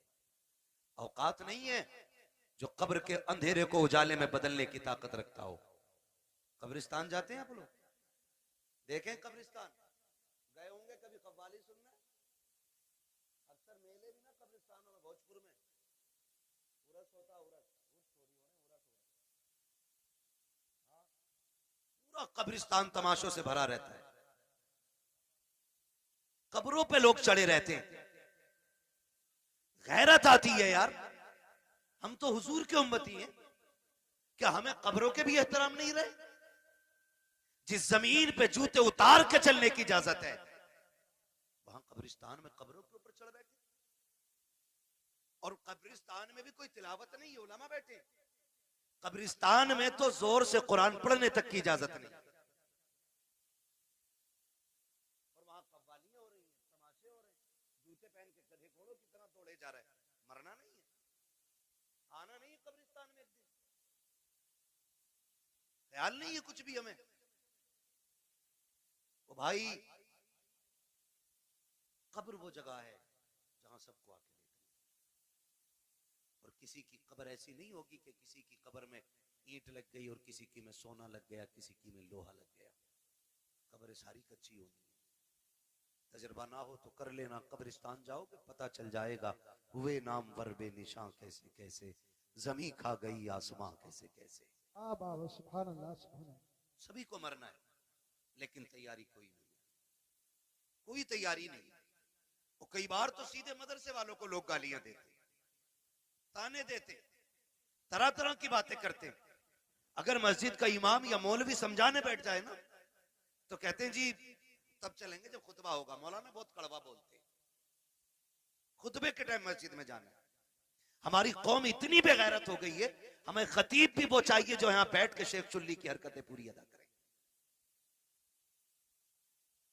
जो मिंबरों पे बैठ के तमाशे करें, जिनकी बातों में मजाकें हो। हम इतने बेगैरत होते चले जा रहे हैं। इन महफिलों का मतलब यह होता था, अगर कोई गुनाह का आदी होता था तो महफिलों में आकर के तौबा करके उठा करता था। आज ये मकसद खत्म हो गया। यार बड़ा मजा आया यार, वो तो माइक फेल कर गया, उसने तो साउंड उड़ा दिए, उसने तो पत्ते बजा दिए, कुछ नहीं बजने वाला। आज का मेहनत ही नहीं, तो आज बज रहा है। आज ताकत है ना, आप भी बुला रहे हो, डॉक्टर साहब भी कह रहे हैं आ जाना। कल जब सांस फूलने लगेगी और बात भी एक सांस में पूरी नहीं होगी ना, तो फिर गैर तो गैर अपने भी दो रोटी देने तैयार नहीं होते। ये दुनिया बड़ी बेवफा है, इसके धोखे में मत रहना। तुम जितना चाहो कमा लो, तुम्हारा कमाया हुआ रखा रह जाएगा, तुम्हारे बाद वाले मौज करेंगे, हिसाब तुम्हें देना पड़ेगा। ये याद रखो, मेरी कमाई का हिसाब मुझे देना है। खाएंगे बच्चे हिसाब में दूंगा, खाएंगे बच्चे हिसाब आप दोगे। तो जिंदगी ऐसी गुजार के जाओ कि जो हिसाब भी आसान हो जाए और कब्र की मंजिलें भी आसान हो जाए। हम किधर चलने लगे, हम किधर। नहीं जी, मौलवी साहब को हटाओ, इन्होंने तो मेरे जुए के बारे में बात कर दी, ये इमाम नहीं रहेगा। इसने मेरे सट्टे के खिलाफ बात की है, ये इमाम नहीं रहेगा। इसने ढोल के खिलाफ तकरीर की है। मेरा बेटा तो इकलौता ही था ना, मुझे तो आतिशबाजी करनी थी। और यार कई लोग कहते हैं कि शादी एक बार होती है, मैं कहता हूं भाई शादी एक बार होती है तो जिंदगी भी एक ही बार मिलती है। अभी से जैसे चाहो गुजार लो, इसे चाहो तो अल्लाह को राजी करके गुजार लो, और इसे चाहो तो अल्लाह को नाराज करके गुजार लो। माफ कीजिएगा, अगर मैं अभी खड़ा कर लूं ना, तो 90% नौजवानों को नमाज याद नहीं, 100 में 90 लोगों को नमाज दुरुस्त याद नहीं। ये कंडीशन है हमारी। और कुरान वाला आ जाए और बैठे हो हम लोग नीचे, तो कुरान वाले के लिए उठ के खड़ा नहीं हो सकता, क्योंकि ये मुखिया का बेटा है, ये प्रधान का बेटा है, ये ठेकेदार का बेटा है, ये जमींदार का बेटा है। लाओ दुनिया की सारी डिग्रियां उठा के ले आओ, वकालत भी ला के पल्ले में रखो, जजों के पूरे जजमेंट ला के रखो, दुनिया के बड़े बड़े लोगों की, प्रोफेसरों की तालीम ला के पल्ले में रखो, अमीरों की सारी दौलत ला के रखो, पैसे वालों का पैसा रखो, सोने वालों का सोना रखो, जितनी सारी दौलत दुनिया में है एक पल्ले में ला के रखो। मैं कुरान वाले के सीने की एक आयत लेके आता हूं, खुदा की कसम पूरी दुनिया की दौलत मिलकर के कुरान की एक आयत का मुकाबला नहीं कर सकती। नारे तकबीर, नारे रिसालत, बस लगे आला हजरत उलमाए सुन्नत हजरत अल्लामा मुफ्ती हम्माद रज़ा साहब मुरादाबादी, नारे हैदरी जिंदाबाद जिंदाबाद। पढ़ें कुरान, पढ़ें नौजवानों, मरना है सबको, जनाजे उठते हैं हर उम्र में। ये कोई जरूरी नहीं है बाल सफेद होंगे तब बंदा मरेगा। हाँ, अब तो अक्सर बूढ़े बैठे रह जाते हैं, एक ही घर से 4-4 जवान चले जाते हैं, पता चला अभी दादा बैठा है, अभी बाप बैठा है, बेटे चले गए, गारंटी नहीं है। कोई गारंटी नहीं। कब्र वो जगह है कि जिसको अंधेरे का घर कहा जाता है, जिसको कीड़ों का घर कहा जाता है, हाँ, जिसको बिच्छुओं का घर कहा जाता है, जिसको सांपों का घर कहा जाता है। ये तो करम है अल्लाह का, उसने मिट्टी डाल के बंदों के अब छुपा दी। अगर वो खोलने पे आ जाए तो बड़े अच्छे अच्छे मुंह नहीं दिखा सकते। हम किसी को क्या नीचा करेंगे? कोई कहते यार दाढ़ी रख ले तो कह रहा चलो तुम ही जन्नत में चले जाइयो। खेल समझ रखा जिंदगी को, तमाशा ही ये भी कोई। यकीन नहीं आता तुम्हें ना, जाओ हॉस्पिटलों में जाके देखो, ऑक्सीजन लगे पड़े मुंह पे, ऑक्सीजन, सांस नहीं ले पा रहे। दौलत जाके पूछना, कोई कहेगा ये करोड़पति लेटा है, कोई कहेगा ये अरबपति लेटा है। अगर दौलत ही सब कुछ होती ना तो मुंह पे ऑक्सीजन नहीं लगता। लेकिन अल्लाह दिखाता है, देख किस अकड़ में रहता था, आज मैंने तुझे सांस सांस के लिए मोहताज कर दिया है। जब जवानी थी, जब ताकत थी ना, तो बोलता था ना, अरे जाओ देख लेंगे, जाओ देखा जाएगा। क्या कब्र में देखेगा? जब सांस फूलती है ना तो पूरी दौलत देख करके बंदा ना एक सांस वापसी की ख्वाब देखता है, तमन्ना करता है। तुम नहीं जानते हो, खुदा की कसम तारीख पढ़ करके देखो, बड़े बड़े दौलत वालों को देखो, आज अकड़ आ गई है, 4 पैसे आ जाते हैं फिर 3 कुछ नहीं है। जितने बड़े दौलत वाला उतना बड़ा अय्याश बना बैठा है, जितना बड़ा अमीन है उतना बड़ा चैलेंज कर रहा है। जिसके पास दौलत कसरत से है उतनी बेगैरती के साथ जिंदगी गुजारता जा रहा है। हमारी कौम का हुआ क्या है, ताशों में हम लग गए, ढोलों में हम लग गए, तमाशे हमसे आबाद गए, मस्जिदें हमने वीरान कर रखी है। क्या जवाब खुदा को जाके दोगे? मुझे बताओ तो सही, जिसकी नाफरमानी करते हो उसके एहसानात याद है कि नहीं? तू सो के नहीं उठता है, खुदा नाश्ता पहले दे देता है। तू इबादत एक वक्त की नहीं करता, दोपहर का खाना खुदा देता है। तुझे जोहर असर का याद ख्याल नहीं आता, मगरिब का सजदा तूने नहीं किया, शाम का खाना उसने दे दिया है, ईशा की पढ़े बगैर तू तो सो गया था। तुझे तो कपड़ों का होश नहीं, तुझे तो बदन का होश नहीं। वो कैसा मालिक के कुल है, तुझे बेहोशी के आलम में ऑक्सीजन की कमी नहीं करता है, फेफड़ों की रफ्तार नहीं रोकी जाती है, नब्ज बराबर चला रहा है, दिलों की धड़कनें बराबर चल रही है। ये सब कुछ कौन कर रहा है? ये सिर्फ वही कर रहा है जिसने लफ्ज़ कुन से कायनात पैदा की है, जो निजाम हस्ती को चला रहा है। तू जिसकी नाफरमानी कर रहा है, ये सारी पावर उसी की है, सारी ताकत उसी की है। और तुम्हें खुदा का वास्ता, अगर खुदा तौफीक दे, सुबह को आँख खुल जाया करे, अजान होते ही मस्जिद में जाया करो, नमाज पढ़ के नाश्ते किया करो, खुदा की कसम रोजी भी बढ़ा दी जाएगी, तुम्हारी उम्रें भी बढ़ा दी। वाह जिंदाबाद जिंदाबाद, नारे तकबीर, नारे रिसालत, बस लगे आला हजरत, चश्मे दस्तार बंदी, जिंदाबाद जिंदाबाद। शुरू दिन का आगाज अल्लाह की इबादत से करें, फजर के बाद कुरान लेके बैठे, कुरान लेकर के बैठे, ये हम पे लाजिम है। बैठे हम कुरान लेकर के, फिर देखो अल्लाह कितनी बरकतें दे रहा। लेकिन माफ कीजिए, हमें खुदा पे उतना भरोसा नहीं रहा जितना तावीज़ों पे हो गया, जितना डोरियों पे हो गया। हाँ, जितना डोरियों पे हो गया। मुझे बताओ, मैं कहता हूँ ये जितने वायरस फैले ना डॉक्टर साहब, अगर अल्लाह सिर्फ सिर्फ ऑक्सीजन कम कर देना तो बाकी किसी वायरस की जरूरत नहीं। पूरी दुनिया सजदे में पड़ी होगी, पूरी दुनिया। लेकिन वो जबरन किसी को अपनी बारगाह में लाना नहीं चाहता। वो तो कहता अब मैंने तुझे दोनों रास्ते दिए, तुझे जन्नत का भी मालूम है, दोज़ख का भी मालूम है, अब फैसला तुझे करना, तुझे मैं प्यारा हूं या तुझे दुनिया प्यारी है? कह रहा मौलाना मैं कतई हराम काम ना करता, मगर मजबूरी आ गई, बालक भूखे थे। तू बता, तू बड़ा है या नबी की बेटी फातिमा ज़हरा बड़ी है? मुझे बता तो सही। एक दिन मेरे हुजूर बेटी के घर तशरीफ लाए, जाओ जाके बेटियों से भी कहना। आज कितने घरों में इसलिए तलाक हो जाती है, बेटियों के शौक पूरे नहीं हो पाते ना, तो शौहरों को गालियां देती हैं, ताने देती हैं, तो फिर शौहर मजबूरी में तलाक दे देता है। जाओ जाके बेटियों से कहो, कामयाबी ये नहीं है कि तू 70,000 का जोड़ा पहने, कामयाबी ये नहीं है तू 20,000 का लहंगा पहने। कामयाब बेटी वो है जो पैबंद लगे कपड़े पहन के शौहर को राजी करके दुनिया से चली जाए, वो सबसे ज्यादा कामयाब बेटी है। लेकिन ख्वाब बड़े, शौक बड़े, जब से ये आए ना ये खिपड़े मोबाइल है, अब तो नमाज छोड़ देगी लेकिन सीरियल नहीं छोड़ेगी, रोटी में लेट हो जाएगा लेकिन सीरियल देखेगी। ये तमाशे हमारे घरों में आ गए, और वो फैशन फिर हमारी नस्लों में उतर आया, वही फैशन उतर आया, वही फैशन हमारी नस्लों में उतर आया। हमें हो क्या गया? आज दुनिया चीख रही है, दुनिया चीख रही है। फिर वो जब देखती है तो शोहर से कहती है मुझे ये चाहिए ऐसे कपड़े। शोहर बेचारा 500-600 रुपए रोज का कमाने वाला, 500-600 रुपए रोज के अब तो खर्चे भी हैं घर के। गरीब से गरीब तर बंदे का खर्च कम से कम 1000 रुपए घर का हो गया, जो महंगाई का दौर है। मेरी बेटी मेरी बहन, अगर शोहर 600 रुपए कमा के ला रहे, बता बच्चों का पेट भरे या तेरे शौक पूरे करे। खुदारा इन शौकों का गला घोटो। जिंदगी इसका नाम नहीं है। एक दिन मेरे हुजूर बेटी के घर तशरीफ लाए। जब बेटी के घर तशरीफ लाए, दरवाजे पे दस्तक दी, आवाज आई मन दक्कल बाब। दरवाजा किसने बजाया? हुजूर फरमाते हैं अना मोहम्मद रसूलुल्लाह। बेटी मैं तुम्हारा वालिद आया हूं। कहती हुजूर अकेले हैं या कोई साथ में? हुजूर फरमाते हैं बेटी अकेला हूं। फरमाया फिर अंदर आ जाए, और अगर कोई साथ में हो तो मुझे चादर दे। हुजूर अंदर तशरीफ लाए, बेटी मुसल्ले पे बैठी है, सुने कान खोल के।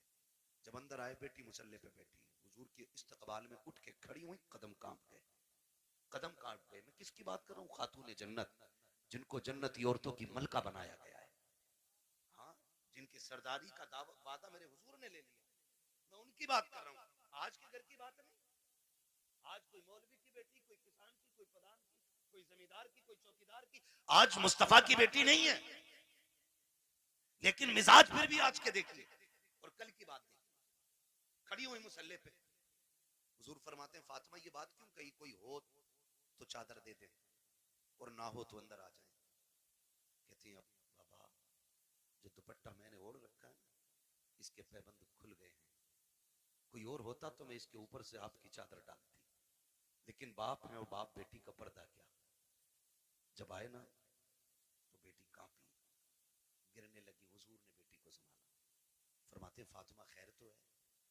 कहती या रसूलल्लाह, फाकों से कमजोरी इतनी आ गई है कि खड़ा नहीं हुआ जाता।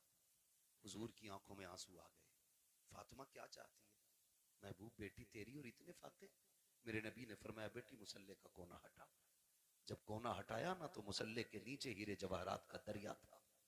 आका फरमाते बेटी जितने चाहे भर ले, मगर याद रखना या तो दुनिया ले लो या आखिरत ले लो।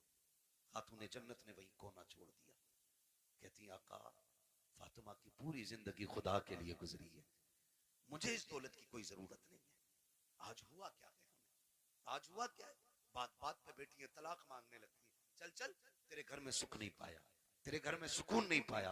और जब लड़ाइयां होती हैं ना तो फिर ये भी फोन करके कहते हैं आऊं क्या बेटी? वो कहती है आओ अब्बा जरा देखियो ही ना आके। सुनो, शादी के बाद औरत के हक में सबसे ज्यादा ताकतवर उसका शोहर होता है। बाप चाहे करोड़पति क्यों ना हो, शोहर से ज्यादा ताकतवर कोई नहीं उसके लिए। आपके पास दौलत है, आप गए आपने जाके तमंचा कान पे रख दिया, लेकिन शोहर 3 बार कहेगा तलाक तलाक तलाक, पूरा खेल खत्म, सिस्टम खत्म। अब आप कुछ नहीं कर सकते। मार सकते हो लेकिन बेटी को जिंदगी नहीं लौटा के दे सकते। जो इज्जत गई है वो नहीं लौटा के दे सकते।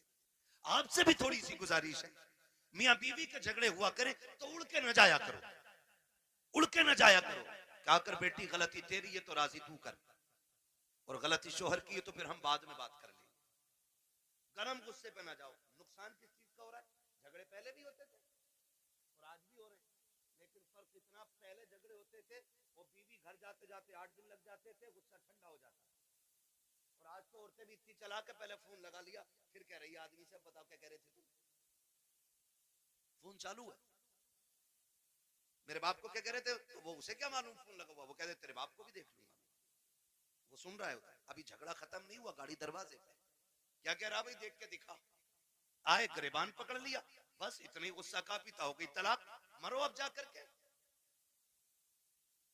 और ये तलाक कराने वाले खुद अपनी बेटी को इज्जत के टुकड़े नहीं दे पाते। कई बेटियों की ये शिकायतें हमने सुनी है कि जब शोहर से झगड़ा हुआ सारे हमदर्द बन के गए थे, लेकिन आज 6 महीने हो गए हैं। कभी बाप कह देता बेटी दवा का पैसा नहीं है, कभी भाई कह देता बाद में सुनी जाएगी, कहती मौलाना अब क्या किया जाए, मेरे भाई मेरी बहनों मेरी बेटियों, आप मौलवी कुछ नहीं कर सकता है, जो भी करना था तुम्ही को करना था, तुम्हें मुस्तफा का अखलाक हासिल करना था, आका करीम का किरदार सीखना था। जिंदगी कैसे चलती है ये तुम्हें सीरियल नहीं बताएंगे, सीरियल घंटे 2 घंटे के होते हैं, जिंदगी 60 साल की हो होती है। इसे सीखने के लिए मुस्तफा की 63 साल जिंदगी पढ़ना पड़ेगी, आका का किरदार सीखना पड़ेगा। 60-70 साल की जिंदगी के लिए मुस्तफा को समझना पड़ेगा। याद रखिएगा, जो मुस्तफा की जिंदगी के मुताबिक जिंदगी गुजारते हैं उनकी दुनिया भी बेहतर हो जाती है, आखिरत भी बेहतर हो जाती है। बाबा जिंदाबाद जिंदाबाद, नारे तकबीर, नारे रिसालत जिंदाबाद। कोशिश करें हुजूर की जिंदगी से, लेकिन दिल के फपोले जल उठे सीने के दाग से, इस घर को आग लग गई घर के चिराग से। माफ कीजिएगा, हमारी कौम को जितना शौक नाचने और कूदने का है ना, उतना अल्लाह रसूल की बातों का शौक नहीं है, उतना शौक नहीं है। हमारे इलाके में अक्सर 2-4 जगहें ऐसी हैं जहाँ पे ढोल दबंगर तमाशे सब कुछ हो रहे हैं। क्यों क्यों हो रहे हैं? क्या ये जायज है? मुझे जरा दिल पे हाथ रख के बताओ। मजार बना है ये मेरे सामने, दिख रहा है मुझे, मजार है। ये जो अल्लाह वालों के मजार बने, ये क्यों बने? क्या ये तमाशे करते थे? इनके गलों में ढोलक लटकी रहती थी? मजार उनके बने हैं जिन्होंने रातें भी जाग के गुजारी हैं, दिन रोजों में गुजारे हैं। इबादत करने वालों के मजार बने और उनके मजार पे पक्के पक्के शराबी बेनमाजी आते हैं। एक भी दाढ़ी नहीं होती और कह रहा मुझे चढ़ गया चिश्ती रंग रंग। ये रंग है चिश्ती? एक वक्त मस्जिद में जाने की तौफीक नहीं, वो कह रहा है मुझे चढ़ गया चिश्ती रंग रंग। ये चिश्ती रंग है? ये शैतानी रंग है तुम्हारा, ये इबलीसी रंग है। रंग चढ़ा था अबू बकर पे, रंग चढ़ा था मेरे नबी का उमर पे, रंग चढ़ा था उस्मान गनी पे, रंग चढ़ा था मौला अली पे। बाबा बाबा जिंदाबाद। इन लोगों पे रंग चढ़े, ये लोग हैं अल्लाह वाले। आज तमाशे माफ कीजिए, हाथ जोड़ के कह रहा हूं, बुरी लगे लगे, मैं आईना हूं दिखाऊंगा दाग चेहरे के, जिसे खराब लगे सामने से हट जाए। मैं चापलूसी करके डॉक्टर साहब ने बुलाया, साहब के हुक्म था, कारी साहब किबला की मेहनत है, तो मैं इसलिए नहीं आया हूं तुम्हारी चापलूसी करके पैसा बटोर के निकलने। इतना कड़वा बोल के जाऊंगा कि आखिरी सांस तक याद रखोगे। हाँ, आखिरी सांस तक याद रखोगे, इतना कड़वा बोलूंगा, इसलिए कि फ्री की जन्नत मेरी झोली में नहीं।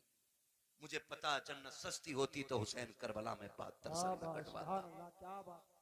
जन्नत इतनी सस्ती होती तो बिलाल कभी खाल अंगारे और कोयलों से न जलवाते।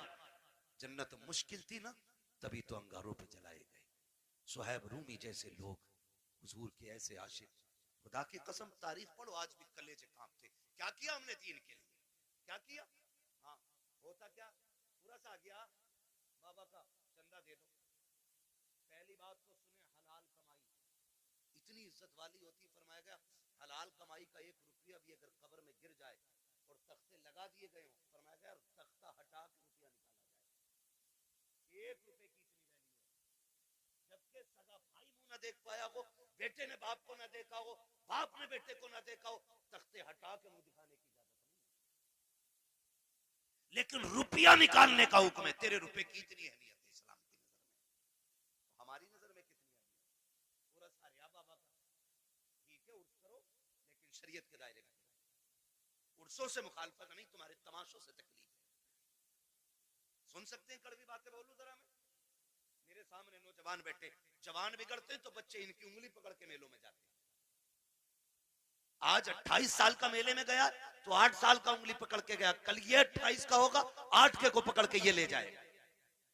ऐसे ही उसूल चलता रहेगा और तुम जाहिल के जाहिल रह जाओगे, कभी तरक्की नहीं कर पाओगे। ये हालत हमारी रहेगी, याद रखना। उर्स आर्या साहब बड़े धूमधाम से चादर घूम रही है, चंदा हो रहा, करो, फिर क्या होता? अब बाला आर्या, नाम नहीं बताऊंगा, बुरा लग जाता लोगों को, मेरा नाम माइक में लिया था, कब वाला रहा, उन्हें ना फना आ रहा। अच्छा, फिर तो सारे ही दीनदार होंगे कि ना, जब आपके लिए एक लेडीज भी बुलाई है। इतने बड़ा मजमा मेरे सामने बैठा है, दिल पे हाथ रख के बताए, हम में से कौन इतना बेगैरत है जो अपनी बहन बेटी को दूसरे के सामने स्टेज पे नचाना पसंद करता हो? है कोई इतनी बड़ी भीड़ में जो अपनी बहन बेटी के बारे में ये चाहे कि मेरी बेटी 4 लोगों के सामने कपड़े उतार के नाच ले?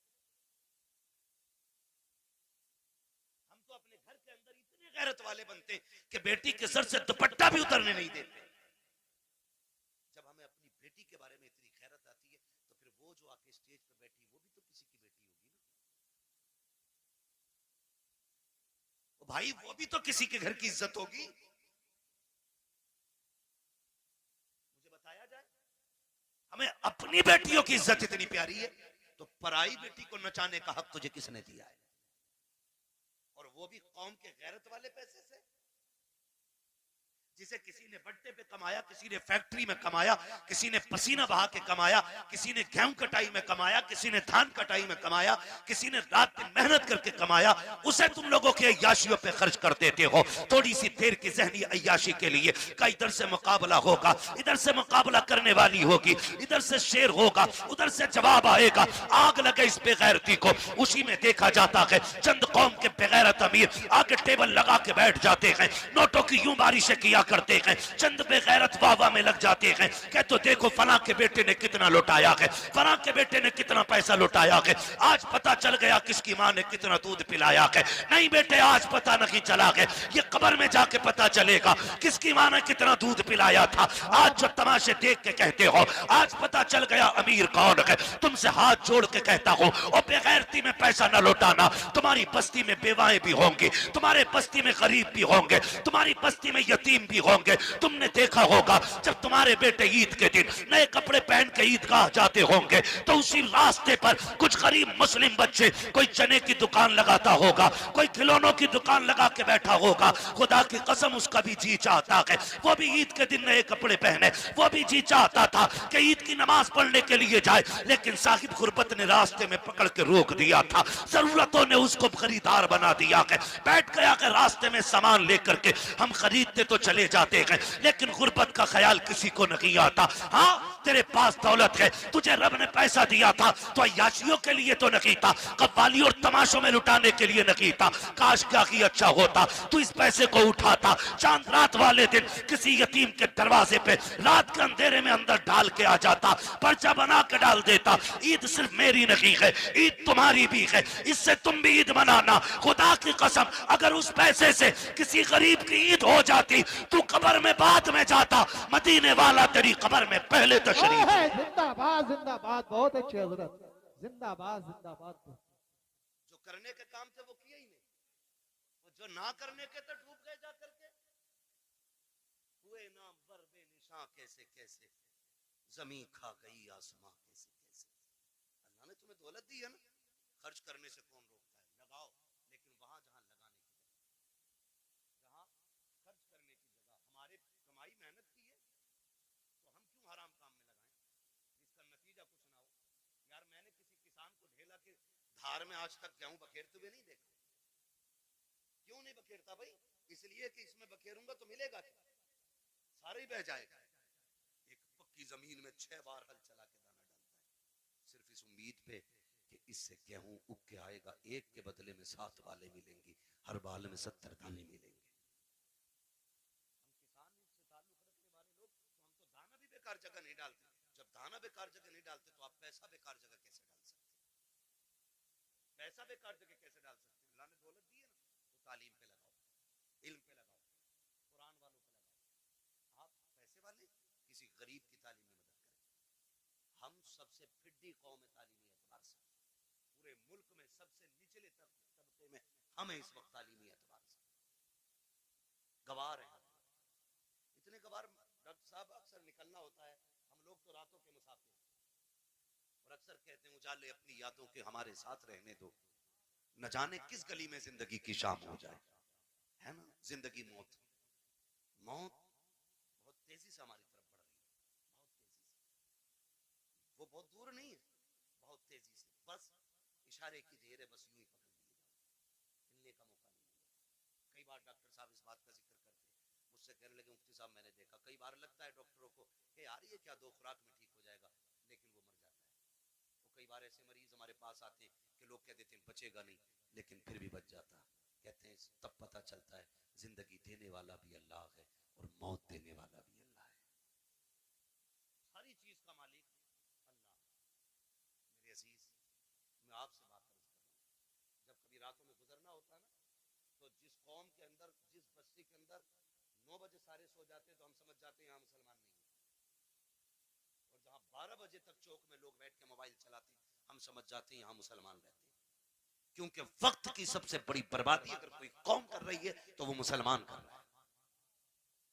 हमें अपने वक्त की कीमत मालूम नहीं, हमें अपने वक्त की कदर मालूम नहीं। नौजवानों, वक्त की कदर करो, वक्त को गनीमत जानो। कल ये चला जाएगा ना, एड़ियां रगड़ के मर जाएंगे, एक सांस कोई उधार नहीं देगा। सिकंदर नाम सुना होगा, एक बादशाह नाम सुना ना सिकंदर का, बड़े बादशाहों में नाम आता सिकंदर का। सिकंदर अपनी मुहिम पर था और रास्ते में सफर में उसे सांप ने काट लिया। जब सांप ने उसे काटा ना तो उसकी फौज में तबीब थे, बड़े बड़े हकीम थे, सारे इलाज में लग गए। कुछ दिन उसको दवाइयां दी, आखिरकार उनको कहना पड़ गया बादशाह अब इलाज बस से बाहर है, मौत करीब आ गई है। उसने कहा क्या मैं गरीबुल वतन मर जाऊंगा? क्या मुझे अपने मुल्क की मिट्टी नसीब नहीं होगी? कहा नहीं, जहर इतना फैल गया है कि अब बचने के चांसेस नहीं। उसने कहा मेरे पास दौलत तो बहुत है, एक काम करो मेरी आधी दौलत ले लो और किसी से इतनी सांसें मुझे उधार दिलवा दो कि मैं अपने वतन में जाके मर सकूं। इतनी सांसें उधार दिलवा दो कि मैं अपने मुल्क में जाके मर सकूं। हंसे हकीम, कहने लगे डॉक्टर ऐसा कभी नहीं हो सकता। कहा क्यों? कि इसलिए नहीं हो सकता क्योंकि इसलिए नहीं हो सकता कि सांसें उधार नहीं मिलती है। उसने कहा अगर आधी दौलत से काम नहीं चल रहा है ना,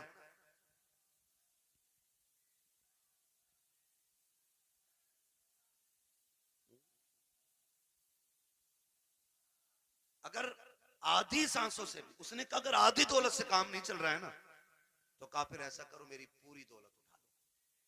तवज्जो है सारे लोगों की? तवज्जो करें जरा मेरी तरफ देखें। उसने कहा अगर आधी दौलत से सांसें नहीं मिल रही ना, तो उसने कहा मेरी सारी दौलत ले लो, मेरी सारी दौलत ले लो, लेकिन इतनी सांसें मुझे दिलवा दो कि मैं अपने वतन में जाके मर सकूं। भाई शांति से आके बैठ जाओ।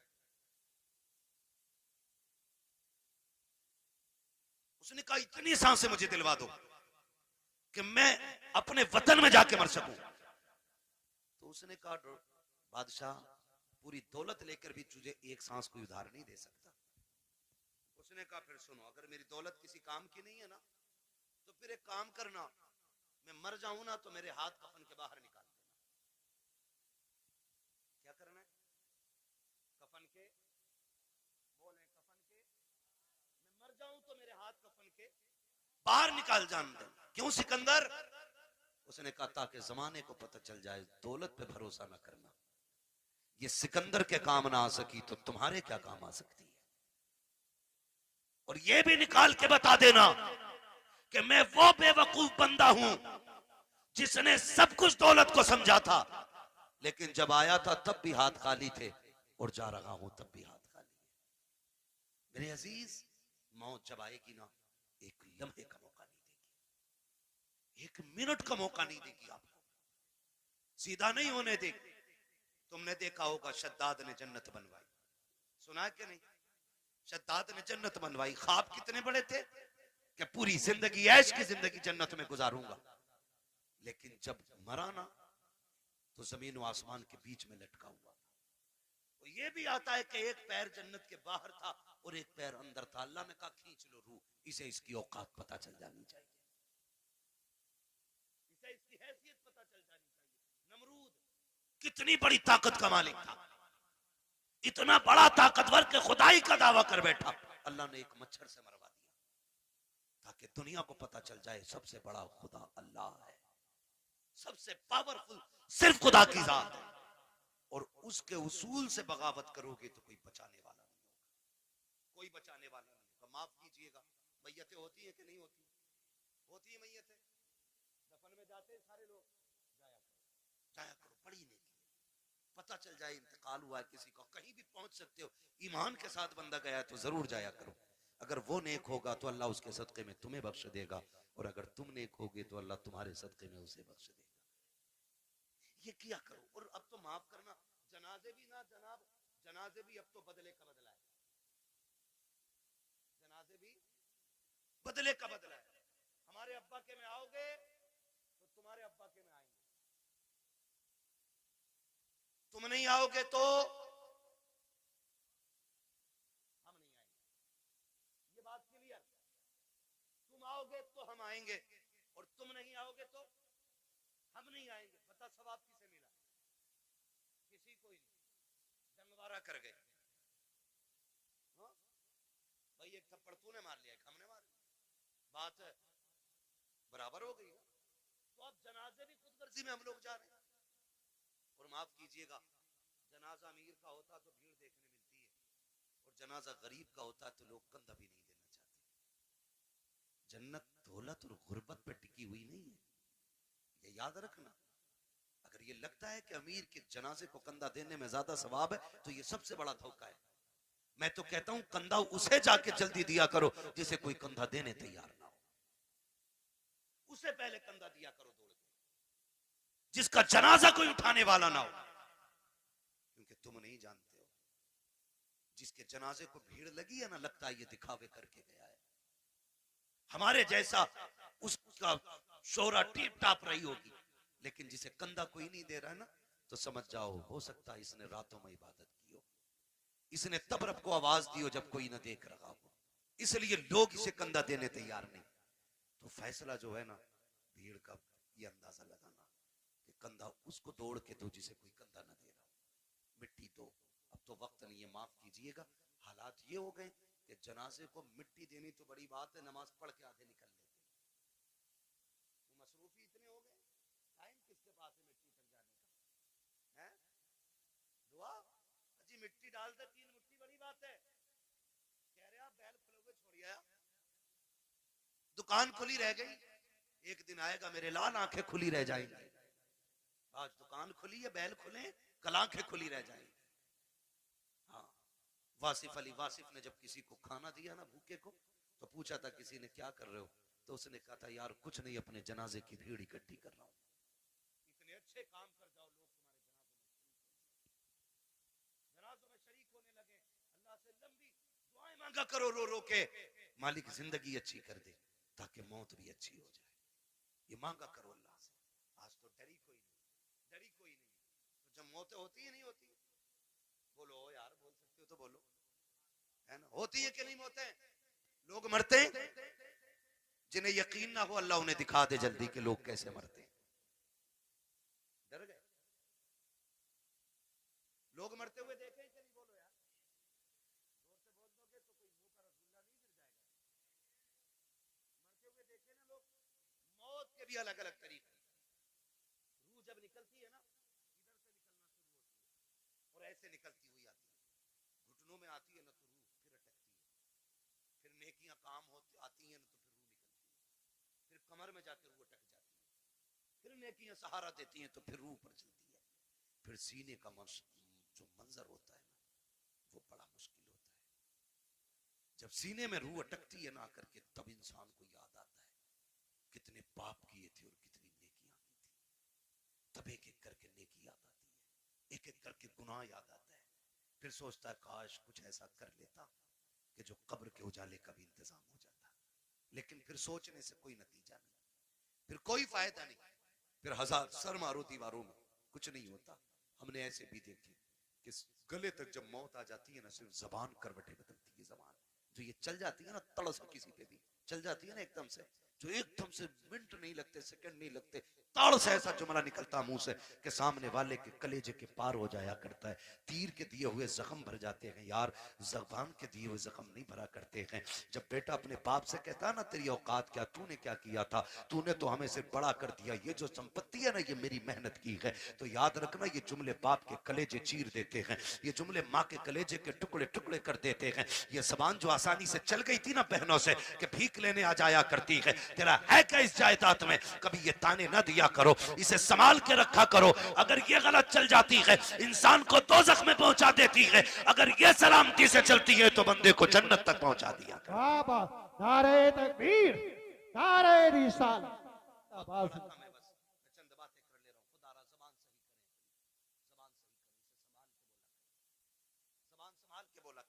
तड़ से किसी को गाली ना दे, ऐसा जुमला ना बोले कि किसी के कलेजे के पार हो जाए।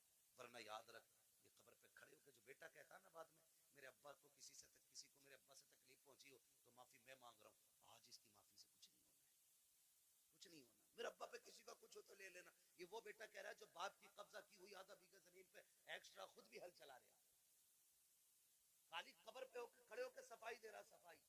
अगर इसके मन में देने की होती ना, पहले वो वाली बात क्या आता जो अब्बा ने हराम की थी।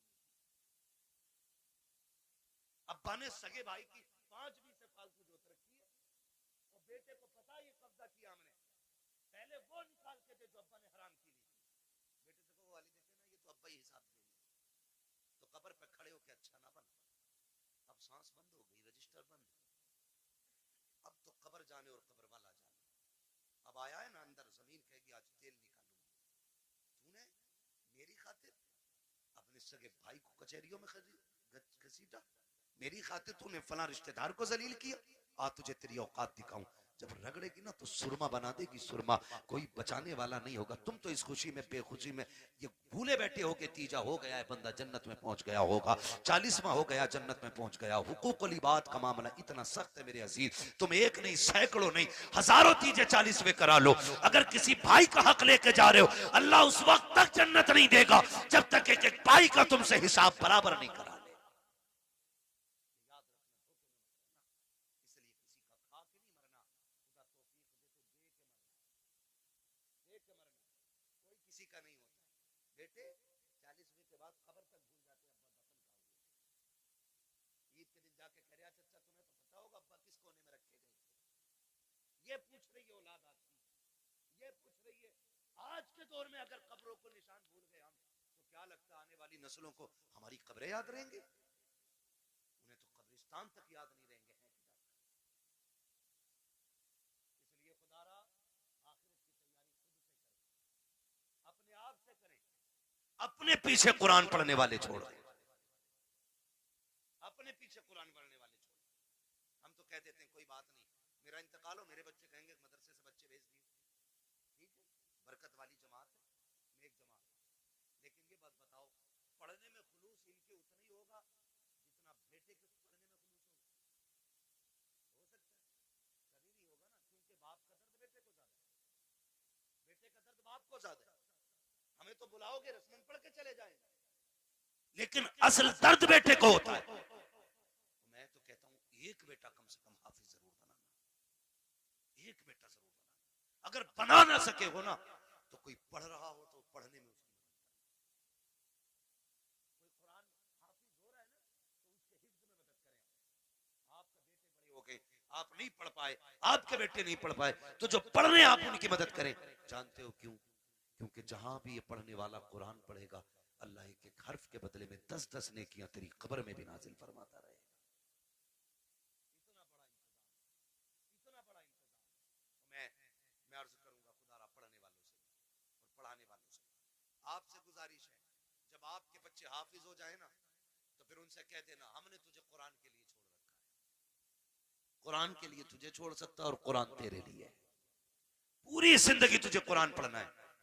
हमारा काम न कर, खेती हम कर लेंगे, जमीनें हम जोत लेंगे, मेहनत हम कर लेंगे, लेकिन तुझे कुरान याद रखना है। अब्बा क्यों? अब्बा क्यों? कहा मैंने तुझे दुनिया के लिए कुरान नहीं दिया, मैंने तुझे कब्र के लिए कुरान दिया है, मैंने तुझे कब्र के लिए कुरान दिया है। कब्र अंधेरों का घर है, बड़ी बेवफा दुनिया है। आप अपना बेटे को करोड़ों रुपए दे दे, मरने के बाद 50,000 नहीं देगा मस्जिद में। वो ये सोचता है ये पैसा जो अब्बा का बचाना है ये माले गनीमत है। भाई भाई का गला काट देते हैं एक दूसरे का, सिर्फ 10,000 के लिए, 5,000 के लिए बंटवारे में गोली चल जाती है। क्यों? भाई बाप की दौलत थी, जिस पे झगड़ा था उसका कुछ हिस्सा उठा के खुदा की घर में दे दो। भाई वो इतना करके गया ना तुम्हारे लिए, उसके लिए भी कुछ राहत का सामान बने। लेकिन कह रहा क्यों दे? उन्हें उनके अब्बा से मिली थी, हमें हमारे अब्बा से मिली है। क्योंकि अब्बा खुद नहीं देता था मस्जिद में कभी, अब्बा ने खुद नहीं लगाया कभी दीन के लिए पैसा, तो औलाद कहां से लगाएगी? आदत डालें, अपने बच्चों के हाथ से दीन की राह में खर्च कराया करो, ताकि बच्चे देने के आदी बन जाए, देने के आदी बन जाए। मरते टाइम बंदे को 3 फिक्रें सताती है। कितनी? कितनी फिक्रें? 3 फिक्रें सताती हैं। नंबर 1, मैंने जो दौलत कमाई है इसका क्या होगा। नंबर 2, मैं औलाद छोड़ के जा रहा हूं, मेरी औलाद कैसे जिंदगी गुजारेगी मेरे बगैर। नंबर 3, मैंने कितनी नेकियां की और कितने गुनाह किए। इसे 3 चीजें मरतबा याद रखो। 3 चीजें। कामयाब वो नहीं है जिसने अपने पीछे बंगले छोड़ दिए, कामयाब वो नहीं जिसने इमारतें छोड़ी, कामयाब वो है जो अपने पीछे कुरान पढ़ने वाला छोड़ गया। वो सबसे बड़ा कामयाब है जिसने अपने पीछे कुरान पढ़ने वाले छोड़े। वरना बिल्डिंग है, ये बंगले कब्र में कोई काम नहीं आने वाले। मैं तो मुबारकबाद पेश करता हूं उस बाप को जिसने एक बेटे को हाफिज कुरान बनाया। मुबारकबाद पेश करता हूं। ये 500 रुपए रोज कमा सकते थे, कोई कमी नहीं है, जवानी कमा सकते थे, लेकिन उस बाप को सलाम जिसने कहा बेटे तेरे हिस्से की मजदूरी हम करेंगे, हमारे हिस्से का कुरान तुझे याद करके आना है। वो माए मुबारकबाद के मुस्तहिक हैं जिन्होंने उन बच्चों को दूध पिलाया कि जो बदले में माँ को दूध के बदले में जन्नत का टिकट देने वाले हैं। वो बहनें मुबारकबाद के मुस्तहिक हैं जिन्होंने ऐसे भाइयों की खिदमत की है कि जो बहनों को बदले में जन्नत के जाने का रास्ता आसान करेंगे। ये मुबारकबाद के मुस्तहिक है माँ बाप। आज होता क्या है, आज जवान हो जाए बेटा और माँ बाप को दौलत का लालच पड़ जाता है। उन बापों को सलाम करता हूँ जो पूरी जिंदगी बच्चों को कुरान के नाम वक्फ कर देते हैं, और क्या मिला इनके बदले में? पूरी जिंदगी बाप मजदूरी करता रहा, कुछ भी तो नहीं मिला, बेटा कुरान पढ़ता रहा, कोई सिला नहीं मिल सका। बस किस दिन के इंतजार में, काश मैं मरूंगा तो इसका कुरान काम आएगा, ये बेटा काम आएगा। बेटों से भी गुजारिश है, सुनो भाइयों, अगर रब ने तुम्हें कुरान की दौलत दी है, बाप ने मेहनत मजदूरी करके तुम्हें कुरान का कारी बनाया है, तो मेरी बात कान खोल करके सुन लेना। जब दुनिया बाप के जनाजे में जा रही हो, तुम भी जनाजे में जा रहे होगे, लोग आखिरी तख्ता दे करके बड़ी तेजी से मिट्टी डाल के लौट आएंगे। कोई कहता कि गर्मी ज्यादा है, खड़ा नहीं हुआ जाता है, कोई कहेगा सर्दी ज्यादा है, ठंड लग रही है, ये कह के लोग पलट आएंगे। कब्र में तुम्हारा बाप अकेला रह जाएगा। तो तुम्हें खुदा का वास्ता, एक कुरान पढ़ने वालों, तुम्हें उठ के नहीं आना है। जब सारे चले जाएं, तुझे बाप की कब्र पे बैठना है और कहना है अब्बा पूरी जिंदगी तूने कुरान पढ़ाया, खुद मजदूरियां करता रहा, मेरे हिस्से के धक्के तूने खाए हैं, मेरे हिस्से की गालियां तूने सुनी है, कभी चैन से सो ना सका, रात को ओवर टाइम ड्यूटी इसलिए करता रहा ताकि मैं कुरान ठीक से पढ़ सकूं, मैं कुरान का कारी बन गया। फिर भी तुझे जरूरत मजदूरी के अड्डों पे ले जाती रही, तुझे फिर कुरान पढ़ने की मोहलत ना मिली, मुझे मदरसों ने फुर्सत ना दी, तुझे जरूरत बाजार ले गई, तू मजदूरियां करता रहा। जो कुरान तूने पढ़ाया था, एक बार बैठ के पूरा कुरान न सुन सका। अपने बाप की कब्र पे बैठना और कहना अब्बा आज तू भी फुर्सत से है, मैं भी फुर्सत से हूं। जब दुनिया बिरयानी के लिए लड़ रही हो, तुम अपने बाप की कब्र पे बैठ जाना, अलहम्द के अलिफ से लेके वन्नास की सीन तक पूरा कुरान पढ़ के उठना। अब्बा से कहना अब्बा आज मैंने तेरी मेहनत का हक अदा किया है, कसम खा के कहता हूं इधर कुरान की तिलावत मुकम्मल होगी, उधर कब्र में खुदा की रहमतों का नुज़ूल होना शुरू। नारे तकबीर, नारे रिसालत, बस लगे आला हजरत उलमाए सुन्नत, ख्वाजा का हिंदुस्तान, मिलक का सुन्नी मुसलमान, हजरत अल्लामा मुफ्ती अम्मा साई किबला जिंदाबाद जिंदाबाद। करेंगे इंशाअल्लाह, पढ़ाएंगे बच्चों को कुरान, वादा करें इंशाअल्लाह। कितना है मैं कुरान, लोग समझते नहीं, लोग समझते नहीं है। मैं अभी 10 मिनट और हैं, कहें तो मैं थोड़ी कड़वी बात और कह दूं। पहले वादा करो इंशाअल्लाह कुरान से प्यार करेंगे, बच्चों को पढ़ाएंगे इंशाअल्लाह। अगर हम पढ़ने और पढ़ाने के लायक नहीं तो पढ़ने वालों की इज्जत करेंगे इंशाअल्लाह, करेंगे इंशाअल्लाह। कुरान कितना अहम है, बस चंद बातें और सुन, 12:15 हो गए। तवज्जो करें, उम्र हर जिंदगी की, हर शख्स की जिंदगी के 3 मरहले, अगर अल्लाह लंबी उम्र दे, सुबह, दोपहर, शाम। सुबह बचपन, दोपहर, बोले बड़े अच्छे लोग हैं माशाल्लाह, अगर हमारे इलाके के लोग अच्छे नहीं होंगे तो फिर किसके इलाके के लोग अच्छे होंगे? समझ गए? सुबह, सुबह, सुबह, दोपहर, शाम। क्या बात है, ये 3 होते हैं।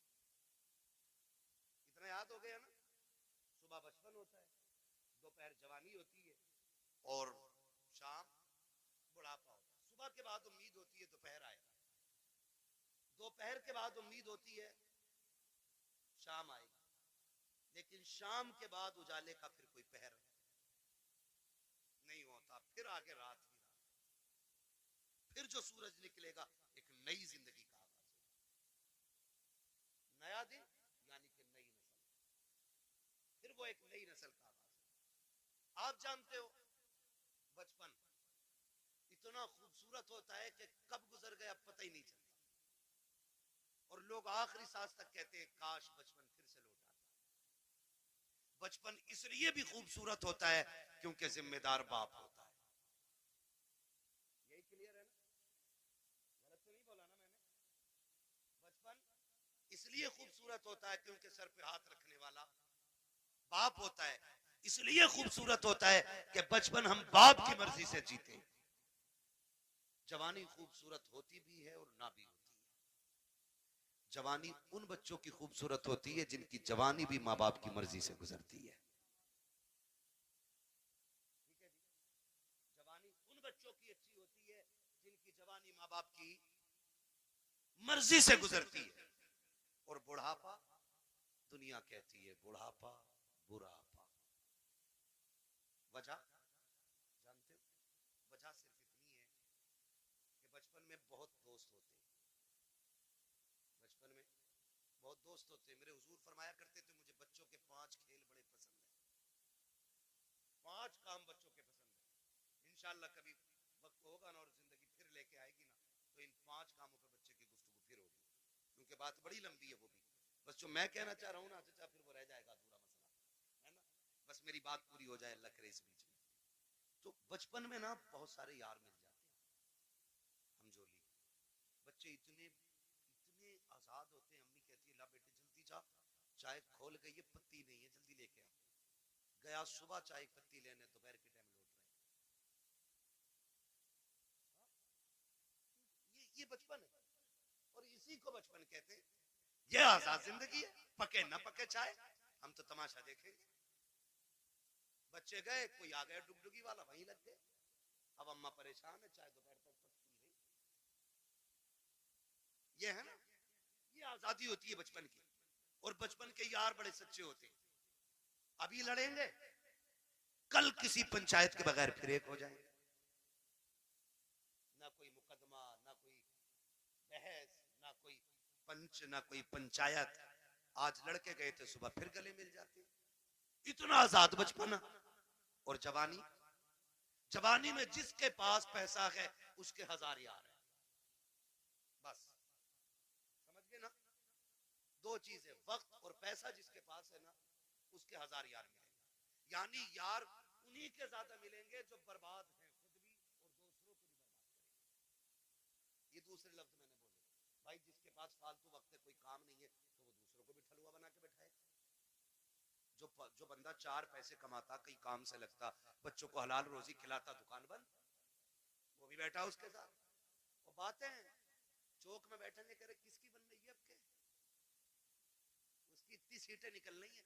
नहीं नहीं, अब के उसकी बनवा रहे हैं हम। जिससे अपना घर नहीं चलता, वो मुल्क चलाने की बात करता है। सही कह रहा हूं? ये फालतू की बातें नहीं है तो और क्या। ठलुए लोग, चाय बिगाड़ने वाले लोग चौक में बैठ के अपना भी वक्त बर्बाद करते हो, दूसरों का। खैर इधर नहीं जाना, बस इतना बताना चाहता हूँ, जवानी में भी 1000 यार हो जाते हैं। एक सबसे तन्हा उम्र आती है बुढ़ापे की, जिसमें गैर तो गैर अपने भी साथ नहीं निभाते, अपने भी साथ नहीं निभाते। सगा बाप बैठा है, सगा बाप, बेटा सुबह उठा, ड्रेस पहनी, मोबाइल हाथ में लिया, कुनमुना किया और निकल लिया। बाप मुंह देखता रह गया, रात सांस उखड़ रही थी, सुबह बेटे से दवा मंगानी थी, इसने तो मुंह तक नहीं छुआ, ये तक नहीं पूछा रात कैसी गुजरी, चला गया। फिर बाप सोचता शाम को आएगा बेटा, फिर बातें करूंगा। फिर शाम को बेटा आया तो मूड खराब था, माथे पे लकीरें थी, गुस्से में गुस्सा, जल्दी करो, जूता लाओ, पानी लाओ, ये लाओ, वो लाओ। बाप फिर डर गया, लगता है बाहर किसी ने टेंशन दे दी है। बाप फिर ठहर गया, उसने फिर मन की बात न कही। इसी हाल में महीने बीत जाते हैं, 2 बातें बाप बेटे से नहीं कह पाता। तुमसे हाथ जोड़ के गुजारिश करता हूं, तुम बच्चों को वक्त दो, हक है उनका, बीवी को वक्त दो, हक है उनका। रोज 10-5 मिनट माँ बाप को दे लिया करो। तुमसे वो कुछ नहीं मांगते बदले में, सिर्फ रोज शाम में बैठ के ये पूछ लो, अब्बा बता आज खाना खाया था? वो कहे खाया था। पूछ क्या खाया, अच्छा लगा कि नहीं लगा। ये पूरी जिंदगी हमसे कहते रहे, बेटे बता तुझे क्या पसंद है? बाप की मर्जी मछली की थी, हमने कहा नहीं आज हमें तो बिरयानी खानी है। बाप ने अपना फैसला कैंसिल किया कि बेटे की पसंद की बिरयानी बनाई जाए। बाप चाहता था बिरयानी बने, हमने कहा कोरमा खाना है। बाप ने अपनी पसंद कुर्बान की, कहा बेटे के लिए कोरमा बनाओ। आज जब बाप बूढ़ा होकर के बैठ गया है, बेटा क्यों नहीं पूछता है अब्बा बता तेरी पसंद क्या है? आज वो बनेगा जो तू चाहेगा, आज वो बनेगा जो तू कहेगा, आज वो बनेगा जो तेरी पसंद होगी। कसम खा के कहता हूं, खाने ऐसे बनवाया करो, तुम्हारा मालिक इतनी दौलत नहीं देगा जितना तुम्हारा खुदा इन जुमलों से तुम्हें बरकतें अता। वाह बाबा, सुभान अल्लाह, सुभान अल्लाह, जिंदाबाद जिंदाबाद। मेरी बच्चों की मर्जी से रोज खाना बनता है, हफ्ते में एक दिन बाप की मर्जी से बनता है। एक दिन बूढ़ी माँ को कहो, अम्मा घर की मलिका तू ही है ना, आज खाना तेरी मर्जी से बनेगा, बता क्या चाहती है, बता क्या चाहती है। बस इतना पूछना माँ बाप से, और क्या तुम्हारे गुर्दे फेफड़े मांग रहे वो? बताओ तुम्हारा दिल मांग रहे वो? ये इतने गनी लोग होते हैं यार, अपना दिल दे के औलाद का दिल बचाने की कोशिश करते हैं। मैं नहीं जानता वो बात सही थी कि गलत थी, लेकिन इतना मैंने मोतबर लोगों को भी वो बयान करते सुना कि किसी लड़की ने अपने महबूब से कहा मुझे तेरी माँ का दिल चाहिए, और उसने जाके माँ का दिल निकाल लिया, लेके गया महबूबा के पास, कहा ले तूने दिल मांगा था, ले आया हूं। उसने ठुकरा दिया ये कह करके जब तू माँ का ना हो सका तो मेरा क्या होगा, मेरा क्या होगा। अल्लाह अकबर। जब इतना सुना गिरा, खड़े से गिर गया, खड़े से गिरा, माँ के दिल से आवाज आई मेरे लाल चोट तो नहीं लग गई? ये तो जान दे के भी तुम्हें बचाना चाहते हैं। तुमसे किसने कह दिया तुम्हारा दिल मांग रहे हैं? तुमसे किसने कह दिया ये फेफड़े गुर्दे मांगेंगे? सिर्फ 3 मिनट जिंदगी के दे दो इन्हें, 10 मिनट दे दो इनके पास बैठ जाया करो, इनसे बात कर लिया करो, बात कर लिया करो। नहीं जानते हम लोग, हम नहीं जानते। मैं डॉक्टर साहब बैठे हुए, डॉक्टर इसराइल साहब, पूरी जिम्मेदारी के साथ कह रहा हूँ, कसम खुदा की, कभी कभी बड़ी बड़ी ताकतवर बोतलें वो काम नहीं करती है जो बेटे के 2 मीठे बोल बाप को ताकत दे जाया करती है। बैठा करो इनके पास, इन्हें वक्त दिया करो। आज ये बूढ़े हो गए, आज ये चाहते कोई हमसे 2 बातें कर ले। मैंने कितने माँ बाप को दीवारों से बातें करते देखा है, दीवारों से। कई माएं झूले लेके बच्चों के बैठ गई है बुढ़ापे में, उसी को हिला रही है। बेटा किधर है? का दुबई में। बेटा किधर है? मुंबई में। बहू कहां? बच्चों को लेकर गई है। फिर इसका क्या कर रही है? कहीं से देखती हूँ बचपन याद आता है, बेटे से बात करने को जी चाहता, झूला हिला के इससे बात करती। ये दिन देखने थे माँ बाप को जिन्होंने जिंदगी हमारे नाम कर दी। आज उनके लिए हमारे पास 5 मिनट का वक्त नहीं है। क्या करोगे ऐसी दौलत का यार? अगर माँ बाप को खो के दौलत मिल भी गई तो कोड़ियों की नहीं है दौलत। इसलिए दौलत तो कभी भी हासिल की जा सकती है, माँ बाप दोबारा नहीं मिल सकते। आज हैं तो कदर कर लो, कल नहीं होंगे तो रोगे, फिर मांगोगे, चीखोगे, कब्रिस्तान जाओगे, मिट्टी के सिवा तुम्हें कुछ नजर नहीं आएगा। वहां वही मिट्टी जिसे तुम डाल के आए थे, वहां कुछ नहीं मिलेगा तुम्हें। आज है, इज्जत करो, इन्हें वक्त दिया करो। झूलों से माएं बातें करती है बेटों की, ये दिन दे दी औलाद ने। बीवी के पल्लू में ऐसा खुशबू में डूब गया जाकर के कि माँ की आहें याद नहीं रही। वो बूढ़ा बाप तो रातों रात जाग के हमें सुलाता था, आज उसके लिए हमारे पास 5 मिनट नहीं। वो पानी मांगता, पानी देने तैयार नहीं। कई अमीर कहते जी मैंने तो नौकर लगा दिया। नौकर उतनी खिदमत कर लेगा जितनी तू कर लेगा। वो भाई, नौकर के मुंह धुलाने में और बेटे के मुंह धुलाने में जमीन और आसमान का फर्क होता है।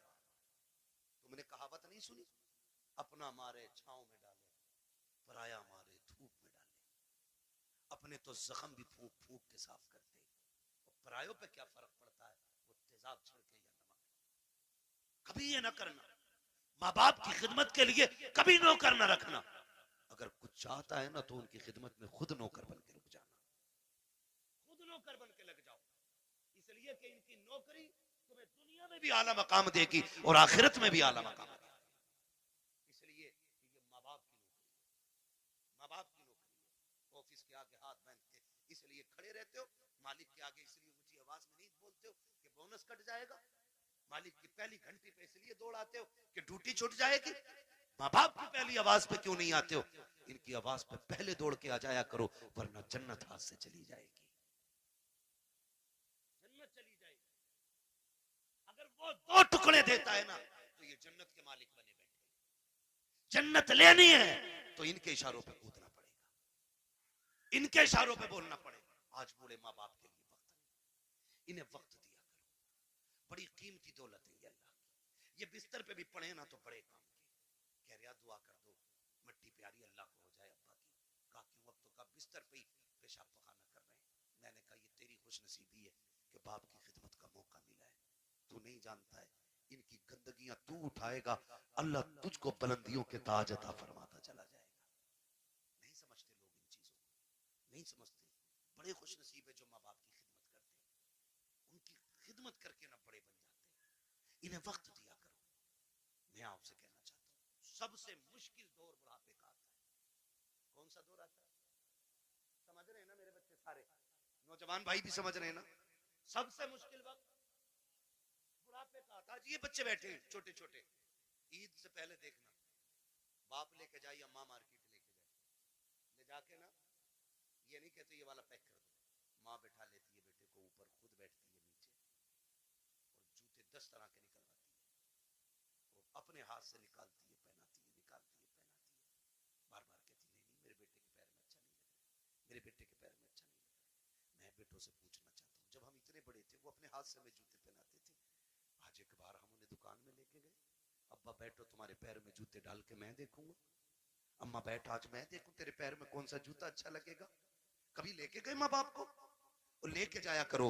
ईद का टाइम आए ना माँ बाप को लेके जाओ, कहना आज तक तुमने हमारी पसंद का पहनाया है, अब हम तुम्हें तुम्हारी पसंद का पहनाने के लिए आए। लेके जाया करो। हम इन्हें वक्त नहीं दे पाते, हमारे पास वक्त ही नहीं है। सबसे मुश्किल वक्त बुढ़ापे का आता है। अब सुने जिन पे बुढ़ापा आना है, याद है जब दुनिया छोड़ जाएगी ना और कोई मुंह नहीं लगाएगा, कोई बात करने वाला भी नहीं होगा, कोई ये पूछने वाला नहीं होगा तेरे मुंह में दांत कितने, फिर पलटोगे मस्जिद की तरफ, फिर लौटोगे मस्जिद की तरफ। अल्लाह कहेगा सुन तुझे कोई मुंह नहीं लगा रहा ना, आ मेरे घर आ जा। तुझसे कोई बात नहीं करता ना, मैं करूंगा तुझसे बात।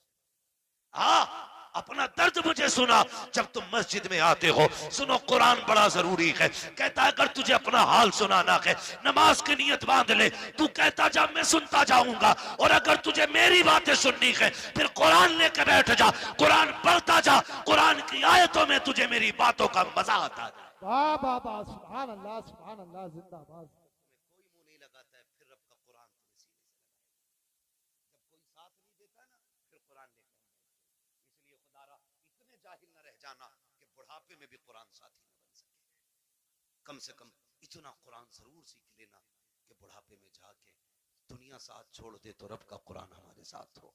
पढ़ेंगे इंशाअल्लाह, वादा करते हैं इंशाअल्लाह, पढ़ाई करेंगे इंशाअल्लाह, कुरान सीखें। अगर हमने कुरान नहीं सीखा तो कुछ भी नहीं सीखा है।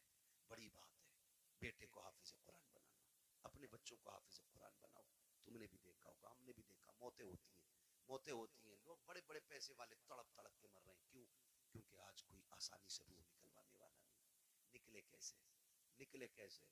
सारे लोग जानते हैं हॉस्पिटल की कंडीशन, आखिरी सांसें होती हैं, ले जाके अब्बा हॉस्पिटल में रख दिया, काय में वेंटिलेटर पे, अब्बा ऑक्सीजन लगी पड़ी है, जो चादर बिछी है वो भी नापाक है, उन्होंने हमारे कपड़े उतार के अपने ग्रीन कपड़े पहना दिए वो भी नापाक है, जितने नर्स और वहां पे डॉक्टर आ रहे हैं उन्हें भी पाकी नापाकी की तमीज नहीं है।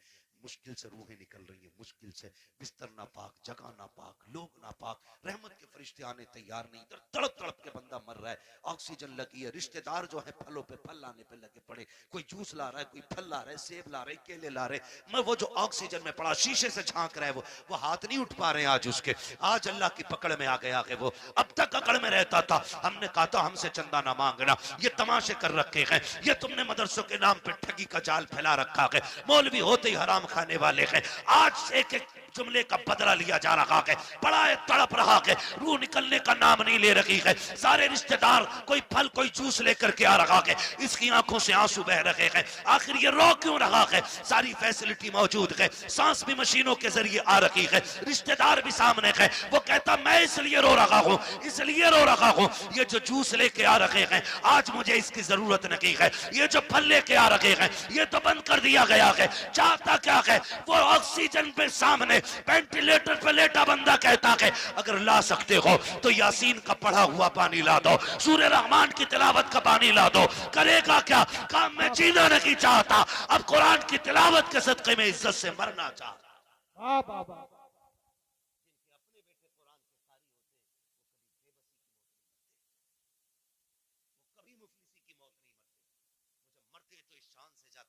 इधर तिलावत होती है, उधर रूह जन्नत की तरफ निकल के जाती है। एहसान है इन उलमा का कि ये हमारे बच्चों को पढ़ा रहे और हमें दीन दे रहे हैं। मैं तो दावे के साथ कहता हूँ इस बात को, हमारे यहाँ हाफिज बन जाए तो बंदा 1000 रुपए देख कहता मैंने बहुत दे दिए इमाम मौलाना को। 1000 रुपए एक जोड़ा उनकी बहू को दिया था, एक जोड़ा उन्हें दिया था। सुन भाई, कान खोल के सुन, और मैल हो तो साफ कर ले। 1000 नहीं, 10 लाख नहीं, 50 लाख नहीं, ये जो खाल है ना तेरे बदन की, अगर ये उतार के ना इसका जूता बना के अपने बेटे के उस्ताद को भी पहनाए ना तो तब भी उस एहसान का बदला पूरा नहीं होगा जो तेरे बेटे को इन्होंने हाफिज कुरान बना के तुझ पे एहसान कर दिया है। इतनी बड़ी दौलत, इतनी बड़ी दौलत, वही कोई कुरान नहीं पढ़ जाता, मेहनतें लगती हैं, रत जगह लगते हैं, इसमें आधी आधी रात से उठ के कुरान पढ़ाना और पढ़ाना पड़ता है। हाँ, इसलिए मेरे भाई कुरान से भी प्यार करो, साहिब कुरान से भी प्यार करो, और वादा करो ये मेले तमाशों में पैसा नहीं लगाओगे, फालतू के हराम कामों में पैसा नहीं लगाओगे। अल्लाह तौफीक देगा तो इस पैसे को मुट्ठी बंद करके कुरान पढ़ने वालों पे लगाया जाएगा। लगाएंगे इंशाअल्लाह। नौजवानों से मेरी गुजारिश है, अक्सर कमाने वाले जाने वाले लोग हादसे रोडों पे हो रहे हैं, चलते फिरते मौतें हो रही हैं, माफ कीजिएगा, चलते फिरते मौतें हो रही हैं, पता नहीं चलता कब किसकी मौत की खबर आ जाए। घर से नए कपड़े सूट बूट पहन के निकला, थोड़ी देर में खबर आती है कि उसका भेजा फट गया, खत्म हो गया। नए कपड़े पहन के गया था, सफेद कपड़े में लिपट के सिल के आ रहा है, क्या हो रहा है? ये सब मौत है, मौत, मौत है, मौत, मौत आ रही है कदम कदम पे। कोई गया एक्सीडेंट हुआ, टांग टूट गई, किसी का हाथ टूट गया, कोई फट गया, पता ही नहीं चलता कब कहाँ क्या हो जाए। खुदा आपसे गुजारिश है, अपने पीछे कुछ लोगों की दुआएं शामिल रखा करो, दुआएं शामिल रखा करो। ये बात मैं अक्सर बताता हूँ और मैंने जब से सुनी है ना ये बात मुझे आज तक ऐसे याद है जैसे अभी मुझसे कोई कह रहा है। एक नौजवान ने मुझे फोन किया, उसने कहा था हज़रत जी बड़ा रब का करम हो गया, रात गाड़ी चलाते चलाते ना मेरी आंख लग गई, कह रहा 2 किलोमीटर तक गाड़ी ऐसे ही चल गई और शुक्र देखो गाड़ी पलटी नहीं। मैंने कहा करम है रब का। कहने लगा तजर्बा भी बहुत है मुझे, मैं नींद में मेरे हाथ सीधे रहे। मैंने कहा नादान हूं। मैंने कहा कोई नेकी करता है? कहा हाँ। मैंने कहा कौन सा नेक काम करता है? कहा जब चक्कर से वापस आता हूँ ना तो मदरसे के बच्चों को जाके ना 1% अपनी कमाई का जाके देता हूँ, मदरसे में दे के आता हूँ। मैंने कहा सीधी बात सुन ले, न तेरे हाथों ने बचाया न तजर्बे ने बचाया, तू सो गया था, कुरान वालों की दुआएं तुझे बचा के ले गई थी। अल्लाह सुभान अल्लाह।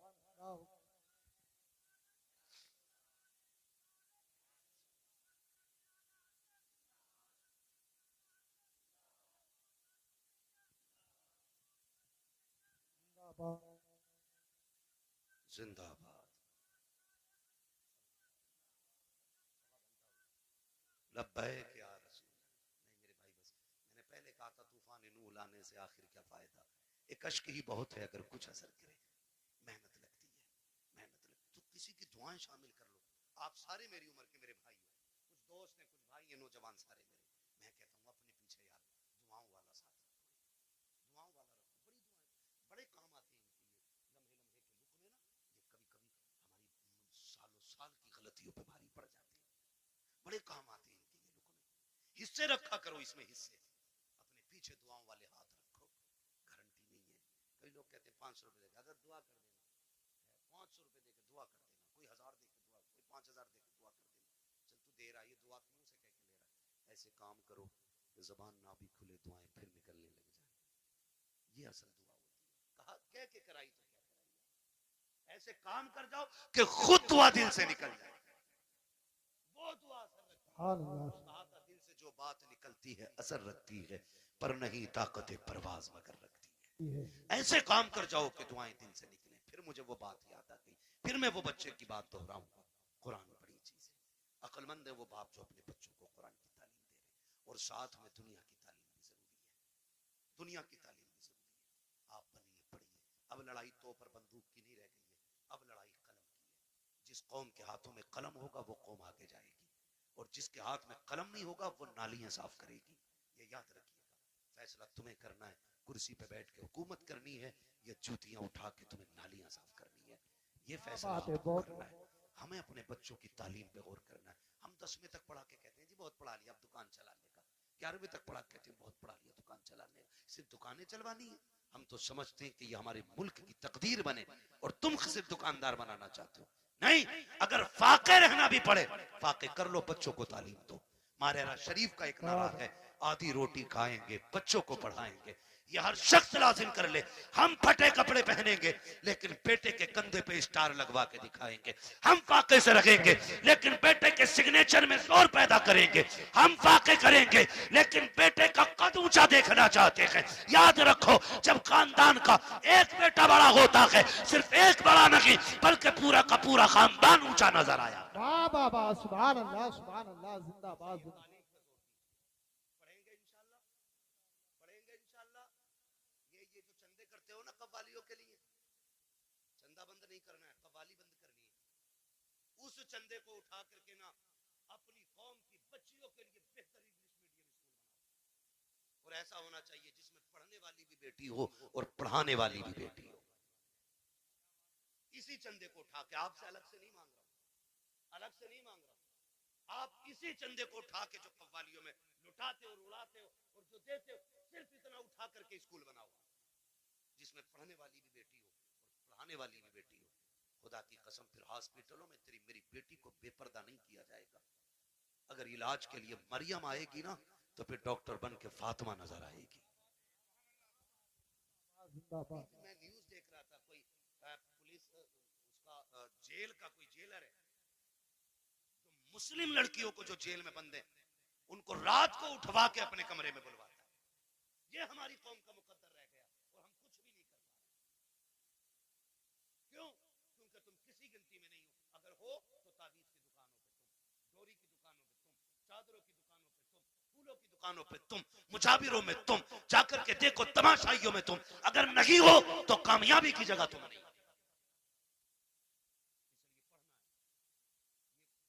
कसम खा लो कि हमें या तो पढ़ना है या बच्चों को पढ़ाना है। और याद रखना, मजारों से इलाके बुलंद नहीं होते। मैं खुल के बात कर रहा हूं और बरेलवी भी हूं। इनकी जैसी जिंदगी थी ये काट के चले गए।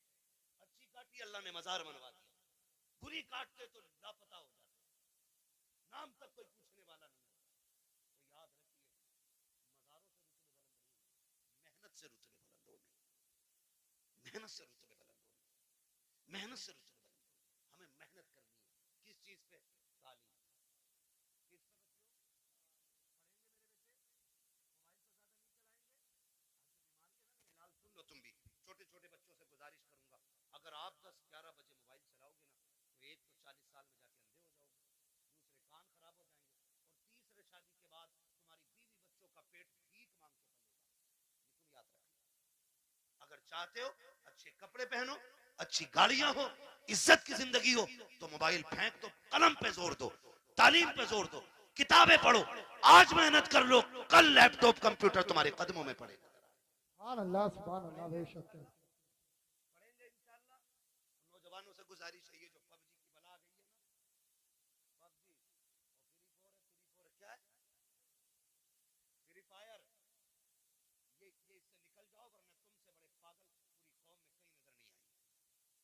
पागल नहीं है ये लोग जो अकेला बैठा बैठा कर रहा मार मार मार। इनसे बड़ा पागल कौन होगा भाई? इनसे बड़ा गधा कौन होगा? क्या मिला तुझे? ना दुनिया बनी ना आखिरत बनी। तेरे घर में चूहे बराबर अजान देते रहे और तू पबजी पे लगा रहा, तू फ्री फायर पे लगा रहा। खुदा तौफीक दे, हलाल रोजी पे लगो, बच्चों को कामयाब बनाओ। जिन लोगों की रोजी हलाल होती है उनके बच्चे बड़े कामयाब हुआ करते हैं, ये भी याद रखिएगा। पढ़ेंगे इंशाल्लाह।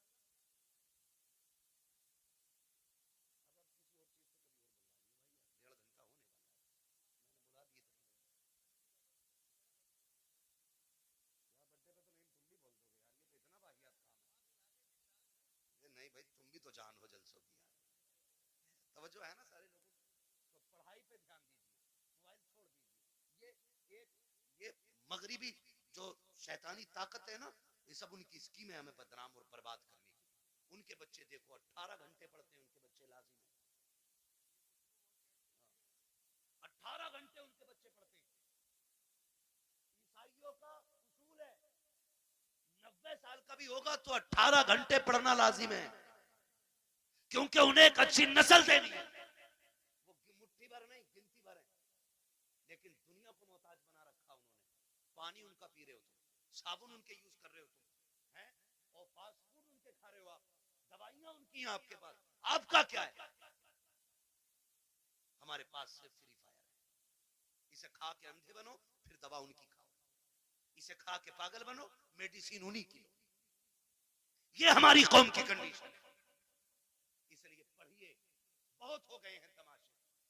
हमने 70-70 लाख मजारों के गुंबदों में लगाए, हमने 20-20 लाख टाइल्सों में लगा दिए। क्या फायदा हुआ मजार वाले को? अगर वो अच्छा था तो उसकी कब्र तो वैसे ही जन्नत थी, तेरे पत्थरों की क्या जरूरत थी? और अगर अमल खराब थे तो तू एक नहीं करोड़ों का पत्थर लगा दे, अंदर जहन्नम का घड़ा बन चुका है। कोई नतीजा नहीं है। इस पैसे को अब सही जगह लगाओ। मान जाओ अभी वक्त है, 70 सालों में हमने मजारों के अलावा कुछ नहीं बनाया। अगर हमने स्कूल अपने बनाए होते ना, आज हम किसी के मोहताज नहीं होते। पहली बात तो हमारे कॉलेजेस नहीं, बच्चे हैं ही नहीं कि जो किसी इंजीनियरिंग कॉलेज में जाएं या मेडिकल कॉलेज में जाएं। अगर कोई बच्चा इल्ला माशाल्लाह तैयार हो भी जाता है तो हम इतने बड़े मोहताज हैं, अपने बच्चे की फीस भी देते और डोनेशन के नाम पे 50-50 लाख रुपए उन्हें रिश्वत दी जाती है, तब कहीं तेरे मेरे बेटे को बैठने की कुर्सी मिलती है। ये मोहताजी है हमारी, समझ रहे हो आप? और फिर भी मुझे चढ़ गया चिश्ती रंग, सारे गुंडे वहां मिले, जिन्हें कौन से मतलब नहीं, तबाही से मतलब नहीं, सारे इकट्ठे मिलेंगे।